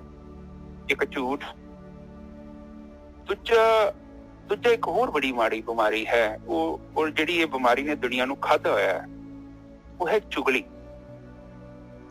ਠੀਕ ਹੈ, ਖਾਸ ਕਰਕੇ ਚੁਗਲੀ ਤੋਂ ਆਪਣੇ ਆਪ ਨੂੰ ਅਲੱਗ ਰੱਖਣਾ ਹੈ। ਚੁਗਲੀ ਤੋਂ ਭਾਵ ਹੁਣ ਜਿੱਦਾਂ ਮੈਂ ਤੇ ਨਿੱਜਰ ਸਾਹਿਬ ਇੱਥੇ ਘਰੇ ਰਹਿੰਦੇ ਆ, ਅਸੀਂ ਘਰੋਂ ਬਾਹਰ ਗਏ ਤੇ ਤੁਸੀਂ ਸਾਡੀ ਚੁਗਲੀ ਕਰਨੀ ਸ਼ੁਰੂ ਕਰ ਦਿੱਤੀ। ਬੰਦਾ ਉੱਥੇ ਮੌਜੂਦ ਨਹੀਂ ਆ, ਬਟ ਤੁਸੀਂ ਉਹ ਪਿੱਛੇ ਹੋਇਆ, ਮਾੜਾ ਜਿਹਾ ਪਰੇ ਹੋ ਗਿਆ ਤੇ ਉਹਦੇ ਪਿੱਛੇ ਉਹਦੀਆਂ ਬੁਰਾਈਆਂ ਕਰਨੀਆਂ ਸ਼ੁਰੂ ਕਰ ਦਿੱਤੀਆਂ। ਇਹਦੇ 'ਚ ਕੋਈ ਨੁਕਸਾਨ ਨਹੀਂ ਉਹਦਾ, ਉਹਦੇ ਤੇ ਪਾਪ ਜਿਹੜੇ ਧੋਤੇ ਜਾ ਰਹੇ ਆ, ਪਰ ਤੁਹਾਡੇ ਪੁੰਨ ਸੜ ਜਾਣੇ। ਇਹ ਚੁਗਲੀ ਹੈ। ਠੀਕ ਹੈ, ਇਹ ਵੀ ਨਹੀਂ ਕਰਨੀ। ਦੇਖੋ ਤੁਸੀਂ ਸਾਧਕ ਹੈਗੇ ਜੋ, ਇਹ ਚੀਜ਼ਾਂ ਹੈ ਮਾਮੂਲੀ ਜੀਆਂ ਨੇ ਪਰ ਤੁਹਾਡੇ ਜੀਵਨ 'ਚ ਬੜਾ ਪ੍ਰਭਾਵ ਪਾਉਂਦੀਆਂ। ਤੇ ਤੀਜਾ ਨੰਬਰ ਹੈਗਾ ਇੱਕ ਜਿਹੜਾ ਨਾ ਦੂਜੇ ਨੂੰ, ਮਤਲਬ ਕਈ ਲੋਕ ਸਮਝਦੇ ਨੇ ਕਿ ਮੈਂ ਸਪੈਸ਼ਲ ਹਾਂ, ਤੇ ਦੂਜੇ ਨੂੰ ਐਵੇਂ ਇਗਨੋਰ ਖੈਰਾ ਗਹਿਰਾ ਨੱਥੂ ਖੈਰਾ, ਇਗਨੋਰ ਹਨਾ, ਕਰ ਦਿੰਦੇ ਆ। ਠੀਕ ਹੈ ਨਾ ਜੀ। ਹਾਂ, ਉਹ ਕੀ ਕਰਨਾ ਕਿ ਦੂਜੇ ਨੂੰ ਨਿੱਜਰ ਸਾਹਿਬ ਲੋਕੀ ਕਰਦੇ ਆ ਕਿ ਇਗਨੋਰ ਕਰਦੇ ਆ ਉਹਨੂੰ, ਉਹਦੀ ਹੋਂਦ ਨੂੰ ਮੰਨਦੇ ਨਹੀਂ। ਔਰ ਆਪਣੇ ਆਪ ਨੂੰ ਸੁਪੀਰੀਅਰ ਸਮਝਣਾ, ਇਹ ਮੈਂ ਸੋਚਦਾ ਇਹਨੂੰ ਇੱਕ ਮਾਈਂਡ ਆਫ ਇਨਫੀਰੀਅਰ ਕੰਪਲੈਕਸ ਕਹਿੰਦੇ, ਇੱਕ ਬਿਮਾਰੀ ਹੈ ਬੰਦੇ ਦੀ, ਮਾਨਸਿਕ ਬਿਮਾਰੀ। ਆਪਣੇ ਆਪ ਨੂੰ ਸੁਪੀਰੀਅਰ ਸਮਝਣਾ, ਦੂਜੇ ਨੂੰ ਸਮਝਣਾ ਕਿ ਇਹਨੂੰ ਕੁਝ ਪਤਾ ਨਹੀਂ। ਹੁਣ ਇਹਦੇ ਚ ਨੁਕਸਾਨ ਕੀ ਹੋਏਗਾ? ਇਹ ਚ ਬਹੁਤ ਵੱਡਾ ਨੁਕਸਾਨ ਹੈ ਜਿਹੜਾ ਬੰਦਾ ਗੱਲ ਕਹਿੰਦਾ। ਉਹਦੇ ਚ ਸਭ ਤੋਂ ਵੱਡਾ ਨੁਕਸਾਨ ਤੇ ਉਹਦਾ ਇਹ ਹੋਣਾ ਹੈ ਕਿ ਉਹਨੇ ਕੀ ਕਰਨਾ ਕਿ ਆਪਣੇ ਬਰਤਨ ਦਾ ਮੂੰਹ ਉਲਟਾ ਕਰ ਲੈਣਾ। ਉਹ ਬੰਦਾ ਸਿੱਖ ਨਹੀਂ ਸਕਦਾ ਕਿਉਂਕਿ ਉਹਨੇ ਕਹਿਣਾ ਮੈਂ ਤਾਂ ਸੁਪੀਰੀਅਰ ਹਾਂ। ਠੀਕ ਹੈ ਨਿੱਜਰ ਸਾਹਿਬ, ਉਹਨੇ ਚੀਜ਼ ਨੂੰ ਲੈਣਾ ਹੀ ਨਹੀਂ। ਬਿਲਕੁਲ ਠੀਕ ਹੈ ਜੀ, ਬਿਲਕੁਲ ਸਹੀ ਗਿਆਨ ਮਿਲੂਗਾ ਨੇ ਉਹ ਵੀ ਨਹੀਂ ਲੈਣਾ ਕਿਉਂਕਿ ਉਹਨੇ ਡੁਪਲੀਕੇਟ ਪਰਸਨੈਲਿਟੀ ਬਣਾ ਲਈ ਆ ਕਿ ਮੈਂ ਆਈ ਐਮ ਦ ਬੈਸਟ। ਹੁਣ ਘਰ ਚ ਕੇ ਵੇਖੋ ਬੰਦੇ ਕਈ ਹੁੰਦੇ ਆ, ਅਗਲੇ ਕਹਿੰਦੇ ਹੋਣਗੇ ਏਦਾਂ ਨਾ ਕਰ ਲਿਓ, ਉਹ ਬਹਿ ਜਾ ਤੈਨੂੰ ਕੀ ਪਤਾ। ਇਹ ਸਾਰੀ ਬਿਮਾਰੀ ਤੋਂ ਪੀੜਤ ਜਿਹਨੇ ਲੋਕ, ਉਹਦਾ ਫਰਜ਼ ਬਣਦਾ ਹੀ ਹਾਂ ਬੇਟਾ ਜੀ ਦੱਸੋ ਤੁਸੀਂ ਕੀ ਕਹਿਣਾ ਚਾਹੁੰਦੇ। ਅਗਲੇ ਬੰਦੇ ਦੇ ਕੀ ਤਾਂ ਪੁਆਇੰਟ ਹੀ ਨਾ ਹੋਵੇ ਕੋਈ, ਔਰ ਪੁਆਇੰਟ ਅਸੀਂ ਇੱਥੇ ਬੈਠੇ ਆ, ਸਾਨੂੰ ਅਸੀਂ ਆਪਣੇ ਕੋਲ ਓਵਰ ਕੌਨਫੀਡੈਂਸ ਚੱਲ ਰਹੀ ਹੋਈਏ। ਉਹ ਬੰਦਾ ਸ਼ਾਂਤੀ ਨਾਲ ਬੈਠਾ ਵਾ, ਅਸੀਂ ਇੱਕੋ ਚ ਗੱਲ ਕਰ ਰਹੇ ਹਾਂ, ਉਹ ਬੰਦਾ ਸ਼ਾਂਤੀ ਚ ਬੈਠਾ, ਉਹਦੇ ਕੋਲ ਕੋਈ ਰਾਈਟ ਪੁਆਇੰਟ ਹੈਗਾ। ਮੈਂ ਕਹਿੰਦਾ ਕਿ ਉਹ ਬੱਚਾ ਵੀ ਹੈਗਾ, ਜੇ ਤੁਹਾਡੇ ਜੀਵਨ ਨੂੰ ਉੱਚਾ ਚੁੱਕਣਾ ਚਾਹੁੰਦਾ ਉਹਨੂੰ ਅਸੈਪਟ ਕਰੋ ਜੀ। ਦੇਖੋ એનર્ਜੀ ਕੀ ਕਰਦੀ ਆ, એનર્ਜੀ ਸਾਨੂੰ ਬੜੇ ਤਰੀਕਿਆਂ ਨਾਲ ਸਮਝਾਉਂਦੀ ਹੈ। ਜੇ ਅਸੀਂ ਸੈਂਸਿਟਿਵ ਆ ਤੇ ਜੇ ਅਸੀਂ ਮੂਰਖ ਆ ਉਹ ਤਾਂ ਫਿਰ ਉੱਥੇ ਬਲਡੋਜ਼ਰ ਚਲਾ ਦੋ, ਉਹ ਤੇ ਵੱਖਰੀ ਗੱਲ। ਉਹ ਤੁਹਾਡੀ ਲਾਈਫ ਹੈ, nothing to do with me and Nijjar Sahib, ਸਾਡਾ ਲੈਣਾ ਦੇਣਾ ਕੁਛ ਨਹੀਂ ਆ। ਦੇਖੋ ਲੋਕੀ ਕਹਿੰਦੇ ਆ ਕਿ ਅਸੀਂ ਸਾਰੇ ਬਰਾਬਰ ਆ, ਆਪਾਂ ਬਰਾਬਰ ਨਹੀਂ ਆ। ਇਹ ਚੀਜ਼ ਨੂੰ ਆਪ ਅੰਡਰਸਟੈਂਡ ਕਰੋ। ਤੁਸੀਂ ਦੇਖੋ, ਤੁਸੀਂ ਮੇਰੇ ਵਰਗੇ ਵੇਖਣ ਚ ਲੱਗਦੇ ਜੋ, ਤੁਹਾਡੀ ਸ਼ਕਲ ਮੇਰੇ ਨਾਲ ਰਲਦੀ ਹੈ ਨਾ। ਆਪਾਂ ਬਾਹਰੋਂ ਤੇ ਨਾ ਆਪਾਂ ਅੰਦਰੋਂ, ਆਪਾਂ ਜਿਹੜੇ ਆ ਵੱਖੋ ਵੱਖ ਹਾਂ। ਤੁਹਾਡੇ ਵਿਚਾਰ ਵੱਖਰੇ ਨੇ, ਮੇਰੇ ਵਿਚਾਰ ਵੱਖਰੇ ਨੇ। ਜੇ ਆਪਾਂ ਜੀਵ ਦੇ ਤੌਰ ਤੇ ਵੇਖੀਏ, ਕੱਲਾ ਇੱਕ ਬ੍ਰਹਮ ਗਿਆਨੀ ਹੈ, ਉਹ ਪਰਮਾਤਮਾ ਦੇ ਘਰ ਚ ਰਹਿੰਦਾ, ਕਿਉਂਕਿ ਇੱਕ ਬ੍ਰਹਮੀ ਗਿਆਨੀ ਤੇ ਦੂਜਾ ਬ੍ਰਹਮ ਗਿਆਨੀ ਉਹ ਸੇਮ ਹੋਣਗੇ, ਕਿਉਂਕਿ ਉਹਨਾਂ ਦੇ ਅੰਦਰ ਤੇ ਉਹ ਸੇਮ ਹੀ ਅਵਸਥਾ ਬਣ ਜਾਂਦੀ ਹੈ। ਬਾਕੀ ਜਿੰਨੇ ਵੀ ਕੀੜੇ ਮਕੌੜੇ, ਜਿੰਨੇ ਵੀ ਧਰਤੀ ਦੇ ਬੰਦੇ ਬੁੱਢੀਆਂ ਵੱਖੋ ਵੱਖ ਨੇ। ਇਹ ਰਜੋ ਤਮੋ ਸਤੋ, ਇਹ ਤਿੰਨ ਗੁਣਾਂ ਦੇ ਵਿੱਚ ਜੁੜੇ ਹੋਏ ਨੇ। ਇਸ ਕਰਕੇ ਕਿ ਤੇ ਰਜੋ ਤਮੋ ਦਾ ਉਹਦੇ ਚ ਬੈਲੈਂਸ ਥੋੜਾ ਬਹੁਤ ਅਪ ਡਾਊਨ ਆ। ਇਹਦੇ ਕਰਕੇ ਹਰ ਇੱਕ ਇਨਸਾਨ ਹੈ ਨਿੱਜਰ ਸਾਹਿਬ ਜੀ, ਉਹ ਵੱਖਰਾ ਵਾ। ਬਿਲਕੁਲ ਠੀਕ ਹੈ ਜੀ, ਬਿਲਕੁਲ ਠੀਕ ਹੈ। ਔਰ ਇਹ ਚੀਜ਼ ਨੂੰ ਬੜੀ ਚੰਗੀ ਤਰ੍ਹਾਂ ਜੇਕਰ ਤੁਸੀਂ ਸਮਝਦੇ ਜੋ ਤੇ ਤੁਸੀਂ ਜੀਵਨ ਚ ਸੁਖੀ ਹੋ ਸਕਦੇ। ਕਿਉਂ? ਹੁਣ ਤੁਸੀਂ ਘਰ ਦੀ ਹੈ ਜਾਂ ਘਰ ਦਾ, ਤੁਸੀਂ ਲਾ ਲਓ ਟਰਾਈਆਂ ਜਾਂ ਮਾਂ ਦੇ ਪੁੱਤ ਜੋ ਜਿੰਨੀ ਮਰਜ਼ੀ ਕੋਸ਼ਿਸ਼ ਕਰ ਲਿਆ, ਆਪਣੇ ਘਰ ਦੇ ਨੂੰ ਜਾਂ ਘਰ ਦੀ ਨੂੰ ਬਦਲ ਕੇ ਦਿਖਾ ਦਿਓ, ਉਹ ਬਦਲਣੀ ਨਹੀਂ। ਉਹ ਕਿੱਥੋਂ ਬਦਲੂਗੀ? ਉਹ ਤੁਸੀਂ ਉਹਨੂੰ ਬਦਲਣਾ ਚਾਹੁੰਦੇ ਜਦੋਂ ਉਹਨੇ ਹੋਰ ਜ਼ੋਰ ਲਾਉਣਾ ਕਿ ਮੈਂ ਨਹੀਂ ਬਦਲਣਾ। ਨਿੱਜਰ ਸਾਹਿਬ ਬਿਲਕੁਲ ਠੀਕ ਹੈ ਜੀ, ਕਿਉਂਕਿ એનર્ਜੀ ਤੇ ਸੇਮ ਹੀ ਆ। ਰਬੜ ਨੂੰ ਤੁਸੀਂ ਮੇਰੇ ਵੱਲ ਧੱਕੋ ਤੇ ਰਬੜ ਤਾਂ ਵਾਪਸ ਹੀ ਜਾਂਦੀ ਹੈ। ਬਿਲਕੁਲ ਹਾਂ, ਇਹ ਚੀਜ਼ ਨੂੰ ਅੰਡਰਸਟੈਂਡ ਕਰੋ। ਔਰ ਮੈਂ ਚਾਹੁੰਦਾ ਜੇ ਜੀਵਨ ਨੂੰ ਸੌਖੇ ਤਰੀਕੇ ਨਾਲ ਬਤੀਤ ਕਰਨਾ ਨਾ ਆਪਾਂ, ਤੇ ਆਪਾਂ ਨੂੰ ਚਾਹੀਦਾ ਕਿ ਅਗਲੇ ਨੂੰ ਉਸੇ ਦੇ ਰੂਪ ਚ ਐਕਸੈਪਟ ਕਰੋ ਯਾਰ, ਕਿਉਂਕਿ ਉਹਦੇ ਬੜਾ ਡੀਪ ਆ, ਉਹਦੇ ਅੰਦਰ ਆ, ਉਹਨੂੰ ਨਹੀਂ ਤੁਸੀਂ ਬਦਲ ਸਕਦੇ। ਕਿੱਥੋਂ ਬਦਲ ਦੋਗੇ? ਦੱਸੋ। ਜਿਹੜੀ ਚੀਜ਼ਾਂ ਹੁੰਦੀਆਂ ਨੇ, ਮਾਈਨਰ ਦੀਆਂ ਚੀਜ਼ਾਂ ਹੁੰਦੀਆਂ ਨੇ, ਇਹਦੇ ਨਾਲ ਕੀ ਹੁੰਦਾ ਕਿ ਜ਼ਿੰਦਗੀ ਚ ਨਾ ਬੜੀ ਸ਼ਾਂਤੀ ਆ ਜਾਂਦੀ ਹੈ। ਠੀਕ ਹੈ, ਬਿਲਕੁਲ ਠੀਕ ਹੈ ਜੀ। ਹਾਂ, ਇਹ ਗੱਲਾਂ ਤਿੰਨ ਹੋ ਗਈਆਂ। ਪਹਿਲਾ ਝੂਠ, ਦੂਜਾ ਆਪਣੇ ਆਪ ਨੂੰ ਸੁਪੀਰੀਅਰ ਸਮਝਣਾ, ਔਰ ਉਹਦੇ ਚ ਵੀ ਨੁਕਸਾਨ ਆਪਣਾ ਹੀ ਹੈ। ਸੁਪੀਰੀਅਰ ਚੁੱਕ ਕੇ ਕੋਈ ਏਦਾਂ ਕਹਿਣ ਦੇ ਨਾਲ ਦੂਜੇ ਦੀ ਗੱਲ ਕੱਟਿਆ ਕੋਈ ਸੁਪੀਰੀਅਰ ਨਹੀਂ ਹੋ ਜਾਂਦਾ। ਠੀਕ ਹੈ, ਤੇ ਇੱਕ ਚੁਗਲੀ। ਇੱਕ ਨੰਬਰ 4 ਹੈਗਾ, ਉਹ ਜਿਹੜਾ ਬੜਾ ਇੰਪੋਰਟੈਂਟ ਹੈ, ਕਹਿੰਦੇ ਕਿ ਦੂਜੇ ਦੇ ਪ੍ਰਤੀ ਮਤਲਬ ਈਰਖਾ ਰੱਖਣੀ। ਇਹ ਬਿਮਾਰੀ ਤੋਂ ਕਾਫੀ ਪੀੜਤ ਨੇ ਲੋਕ, ਔਰ ਖਾਸ ਕਰਕੇ ਔਰਤਾਂ ਜ਼ਿਆਦਾ ਪੀੜਤ ਨੇ। ਠੀਕ ਹੈ, ਮਾਈਂਡ ਨਹੀਂ ਕਰਨਾ, ਮੈਂ ਤੁਹਾਨੂੰ ਦੱਸਾਂ ਬੰਦਿਆਂ ਚ ਵੀ ਬੜੀ ਈਰਖਾ ਹੁੰਦੀ ਹੈ। ਕਿਸੇ ਦਾ ਘਰ ਵੇਖ ਲੈਣਾ, ਕਿਸੇ ਦੇ ਚੰਗੇ ਕੱਪੜੇ ਵੇਖ ਲੈਣੇ, ਕਿਸੇ ਦੀ ਵੱਡੀ ਗੱਡੀ ਵੇਖ ਲੈਣੀ। ਇਹ ਪਤਾ ਕੀ ਹੁੰਦੀ ਹੈ, ਇਨਕੈਪੇਬਿਲਿਟੀ ਦੀ ਇੱਕ ਹੁੰਦੀ ਹੈ ਪ੍ਰੋਬਲਮ, ਕਿ ਬੰਦਾ ਜਦੋਂ ਕਈ ਬੰਦੇ ਏਦਾਂ ਹੁੰਦੇ ਆ ਕਿ ਉਹ ਕੰਮ ਕਰ ਨਹੀਂ ਸਕਦੇ, ਉਹ ਹੁੰਦਾ ਨਹੀਂ ਉਹਨਾਂ ਤੋਂ, ਤੇ ਜੇ ਕੋਈ ਉਹ ਕਰ ਦਿੰਦਾ ਤੇ ਉਹ ਤੋਂ ਈਰਖਾ ਹੋ ਜਾਂਦੀ ਬੰਦੇ। ਔਰ ਇਸ ਚੀਜ਼ ਨੂੰ ਵੀ ਤੁਸੀਂ ਛੱਡਣਾ ਹੈ। ਦੇਖੋ ਇਹਦੇ ਚ ਪਤਾ ਕੀ ਹੁੰਦਾ ਵਾ, ਈਰਖਾ ਦੇ ਵਿੱਚ ਨੁਕਸਾਨ ਕਿਸੇ ਦਾ ਨਹੀਂ, ਸਾਡਾ ਹੀ ਨੁਕਸਾਨ। ਠੀਕ ਹੈ ਨਿੱਜਰ ਸਾਹਿਬ? ਬਿਲਕੁਲ ਠੀਕ ਹੈ। ਆਹੋ ਤੇ ਇਹ ਚੀਜ਼ਾਂ 2-3 ਹੈਗੀਆਂ ਨੇ, ਚਾਰ ਆ ਜੀ, ਇਹਨੂੰ ਚਾਰ ਆ ਇਹਨਾਂ ਤੇ ਚੀਜ਼ਾਂ, ਆਪਾਂ ਅਸਰ ਕਰੀਏ। ਚਾਰ ਚੀਜ਼ਾਂ ਆ। ਹਾਂ ਚਲ ਠੀਕ ਹੈ, 4 ਚੀਜ਼ਾਂ ਠੀਕ ਹੈ ਜੀ। ਮੈਨੇਜਰ ਸਾਹਿਬ ਕਹਿੰਦੇ ਆ ਕਿ ਚਰਨਜੀਤ ਸਿੰਘ ਚੀਜ਼ਾਂ ਘੱਟ ਨਾ ਕਰ। ਇੱਕ ਝੂਠ ਆ, ਬਿਲਕੁਲ ਇੱਕ ਆਪਣੇ ਆਪ ਨੂੰ ਤੋਂ ਉਹ ਉੱਚਾ ਸਮਝਦਾ ਵਾ ਉਹ ਵੀ ਘੱਟ, ਇੱਕ ਚੁਗਲੀ, ਇੱਕ ਜਿਹੜਾ ਹੈਗਾ ਵਾ ਦੂਸਰੇ ਲਈ ਗੰਦੇ ਵਿਚਾਰ ਰੱਖਣੇ। ਇਹ 4 ਚੀਜ਼ਾਂ ਹੋ ਗਈਆਂ, ਠੀਕ ਹੈ। ਈਰਖਾ ਤੇ ਜੇਕਰ ਤੁਸੀਂ ਇੱਕ ਜਿਹੜੀ ਈਰਖਾ, ਇਹ ਜਿਹੜੀਆਂ ਚੀਜ਼ਾਂ ਜਿਹੜੀਆਂ ਹੁੰਦੀਆਂ ਨਾ, ਇਹ ਅਧਿਆਤਮਿਕ ਸਫ਼ਰ ਦੇ ਵਿੱਚ ਇਹ ਬੜੀ ਵੱਡੀਆਂ ਰੁਕਾਵਟਾਂ ਨੇ। ਜੇ ਕੋਈ ਬੰਦਾ ਇਹ ਗੱਲ ਕਰਦਾ ਪਿਆ ਈਰਖਾ ਦੀ ਗੱਲ, ਤੇ ਇਹਦਾ ਮਤਲਬ ਹੈ ਕਿ ਉਹ ਬੰਦਾ ਉਹ ਬਾਹਰੋਂ ਭਾਵੇਂ ਜੋ ਮਰਜ਼ੀ ਕਰ ਰਿਹਾ ਹੈ, ਪਰ ਅੰਦਰੋਂ ਉਹ ਅੜਿਆ ਹੋਇਆ ਹੈ, ਔਰ ਉਹਦੇ ਵਿੱਚ ਉਹਦੀ ਰੁਕਾਵਟ ਆ। ਉਹ ਮਤਲਬ ਆਪਣੀ ਪ੍ਰੋਗਰੈਸ ਦੇ ਵਿੱਚ ਇੱਕ ਪੱਥਰ ਰੱਖ ਕੇ ਬੈਠਾ। ਇਹ ਚੀਜ਼ ਤੁਹਾਡੇ ਚ ਕੋਈ ਹੈਗੀ ਆ, ਤੇ ਤੁਸੀਂ ਪਹਿਲਾਂ ਚੇਤਨ ਜਾਂ ਅਚੇਤਨ ਤੌਰ ਤੇ ਕਰਦੇ ਸੀ। ਔਰ ਜੇਕਰ ਇਹ ਚੀਜ਼ ਦੇਖੋ, ਇਹ ਕਈ ਵਾਰੀ ਆਦਤ ਪੈ ਜਾਂਦੀ ਹੈ। ਇਹ ਕਾਰਨ ਸਰੀਰ ਦੇ ਨਾਲ ਕੋਈ ਲੈਣਾ ਦੇਣਾ ਨਹੀਂ ਹੁੰਦਾ। ਕਈ ਵਾਰੀ ਨੇਚਰ ਸਾਹਿਬ ਇਹ ਆਦਤ ਪੈ ਜਾਂਦੀ ਹੈ ਸਾਨੂੰ, ਉਹ ਜਸਟ ਇੱਕ ਹੈਬਿਟ। ਬਿਲਕੁਲ। ਔਰ ਹੈਬਿਟ ਦੇ ਤੌਰ ਤੇ ਵੀ ਆਪਾਂ ਏਦਾਂ ਕਰਨ ਲੱਗ ਪੈਂਦੇ ਹਾਂ, ਕਿਉਂਕਿ ਕਾਫੀ ਟਾਈਮ ਤੋਂ ਕੀਤੀ ਸੀ ਕੋਈ ਚੀਜ਼, ਹੁਣ ਉਹਦਾ ਕੋਈ ਕਾਰਨ ਨਹੀਂ ਹੈਗਾ। ਔਰ ਬਸ ਆਪਾਂ ਮਤਲਬ ਹੁਣ ਕਹਿਣ ਵੇਲੇ ਤੇ ਕਹੀ ਜਾਂਦੇ ਚੰਦਰਮਾ ਤੇ ਦਾਗ ਹੈਗਾ, ਤੇ ਕੀ ਸਾਡੇ ਕਿਉਂ ਉਹ ਦਾਗ ਆ? ਉਹ ਕੀ ਆ ਸਾਨੂੰ ਕੀ ਪਤਾ, ਪਰ ਲੋਕੀ ਕਹਿ ਦਿੰਦੇ। ਇਹ ਵੀ ਤੇ ਇੱਕ ਹਿਸਾਬ ਦੀ ਉਹ ਮਤਲਬ ਉਹ ਚੰਦਰਮਾ ਤੇ ਗੱਲ ਕਰਨੀ ਕਿ ਮੇਰੇ ਕਹਿਣ ਨਾਲ ਉਹ ਚੰਦਰਮਾ ਫਰਕ ਪੈ ਜਾਂਦਾ। ਅੱਛਾ, ਇੱਕ ਚੀਜ਼ ਹੋਰ ਆ, ਜਿਹੜਾ ਦੇਵਤਾ ਤੋਂ ਕਹਿਣ ਤੋਂ ਭਾਵ ਆ ਕਿ ਉਹ ਮਨੁੱਖ ਦੇਵਤਾ। ਵੈਸੇ ਇਹਨਾਂ ਨੂੰ ਕਿਹਾ ਗਿਆ ਵਾ, ਵੈਸੇ ਬੰਦੇ ਵੀ ਹੁੰਦੇ ਨੇ, ਪਰ ਖਾਸ ਕਰਕੇ ਜਿਹੜੇ ਦੇਵਤਾ ਕਹਿੰਦੇ ਨਾ, ਆਪਣੇ ਬਜ਼ੁਰਗ ਕਹਿੰਦੇ ਸੀ ਸੂਰਜ ਇਹ ਵੀ ਦੇਵਤਾ ਵਾ, ਚੰਦਰਮਾ ਦੇਵਤਾ, ਧਰਤੀ ਦੇਵਤਾ, ਅਗਨੀ ਦੇਵਤਾ, ਜੋ ਵੀ ਹੈ ਮਤਲਬ ਹਵਾ ਦੇਵਤਾ ਹੈ, ਆਕਾਸ਼ ਨੂੰ ਵੀ ਦੇਵਤਾ ਹੀ ਕਿਹਾ ਗਿਆ, ਠੀਕ ਹੈ। ਜਲ, ਪਾਣੀ ਵੀ ਦੇਵਤਾ। ਕਿਉਂ ਦੇਵਤਾ ਕਿਹਾ ਗਿਆ? ਕਿਉਂਕਿ ਹਮੇਸ਼ਾ ਦਿੰਦੇ ਨੇ, ਲੈਂਦੇ ਨਹੀਂ ਵਾਪਸ, ਠੀਕ ਹੈ। ਇਹ ਕਿਤੇ ਨਹੀਂ ਸਾਡੇ ਤੋਂ ਵਾਪਸ ਮੰਗਦਾ ਸੂਰਜ ਸਾਡੇ ਤੋਂ ਕਿਤੇ ਨਾ। ਸਾਡੇ ਔਗਣਾਂ ਨੂੰ ਜੋ ਵੀ ਅਸੀਂ ਗੰਦ ਮੰਦ ਸੁੱਟਦੇ ਆ, ਪੋਲੂਸ਼ਨ ਕਰੀ ਜਾਂਦੇ ਆ ਧਰਤੀ ਨੂੰ, ਉਹ ਵਿਚਾਰੀ ਕੁਛ ਨਹੀਂ ਕਹਿੰਦੀ। ਵੇਖ ਲਓ, ਹਵਾ ਵੀ ਆ, ਆਕਾਸ਼ ਵੀ ਆ, ਕੁਛ ਨਹੀਂ ਕਹਿੰਦੇ। ਇਹ ਦੇਵਤੇ ਹੈਗੇ ਨੇ। ਔਰ ਇਸੇ ਹੀ ਤਰ੍ਹਾਂ ਦੇ ਇਨਸਾਨ ਵੀ ਹੁੰਦੇ ਨੇ, ਉਹ ਦੇਵ ਪੁਰਸ਼ ਹੁੰਦੇ ਨੇ, ਉਹ ਦਿੰਦੇ ਨੇ ਬਸ, ਲੈਂਦੇ ਨਹੀਂ ਉਹ। ਔਰ ਐਸੇ ਵੀ ਧਰਤੀ ਤੇ ਬੰਦੇ ਹੋਏ ਨੇ ਦੇਵ ਪੁਰਸ਼। ਔਰ ਹੋ ਸਕਦਾ ਕਿ ਤੁਹਾਡੇ ਅੰਦਰ ਵੀ ਉਹ ਦੇਵ ਪੁਰਸ਼ ਹੋਵੇ, ਤੁਹਾਨੂੰ ਪਤਾ ਨਾ ਹੋਵੇ। ਜੇਕਰ ਤੁਸੀਂ ਦਿੰਦੇ ਜੋ, ਤੇ ਦਿੰਦਾ ਤੇ ਲੈਂਦਾ ਤੋਂ ਤੇ ਇਨਸਾਨ ਲੈਂਦਾ, ਤੇ ਇਹ ਤੇ ਇੱਕ ਬਾਰਗੇਨ ਹੋ ਗਈ ਨਾ। ਕਈ ਵਾਰੀ ਸਾਡੇ ਕੋਲ ਚੀਜ਼ ਲੋੜ ਤੋਂ ਜ਼ਿਆਦਾ ਹੈ, ਪਿਆਰ, ਇਹ ਵੀ ਦੇਣਾ ਹੈ।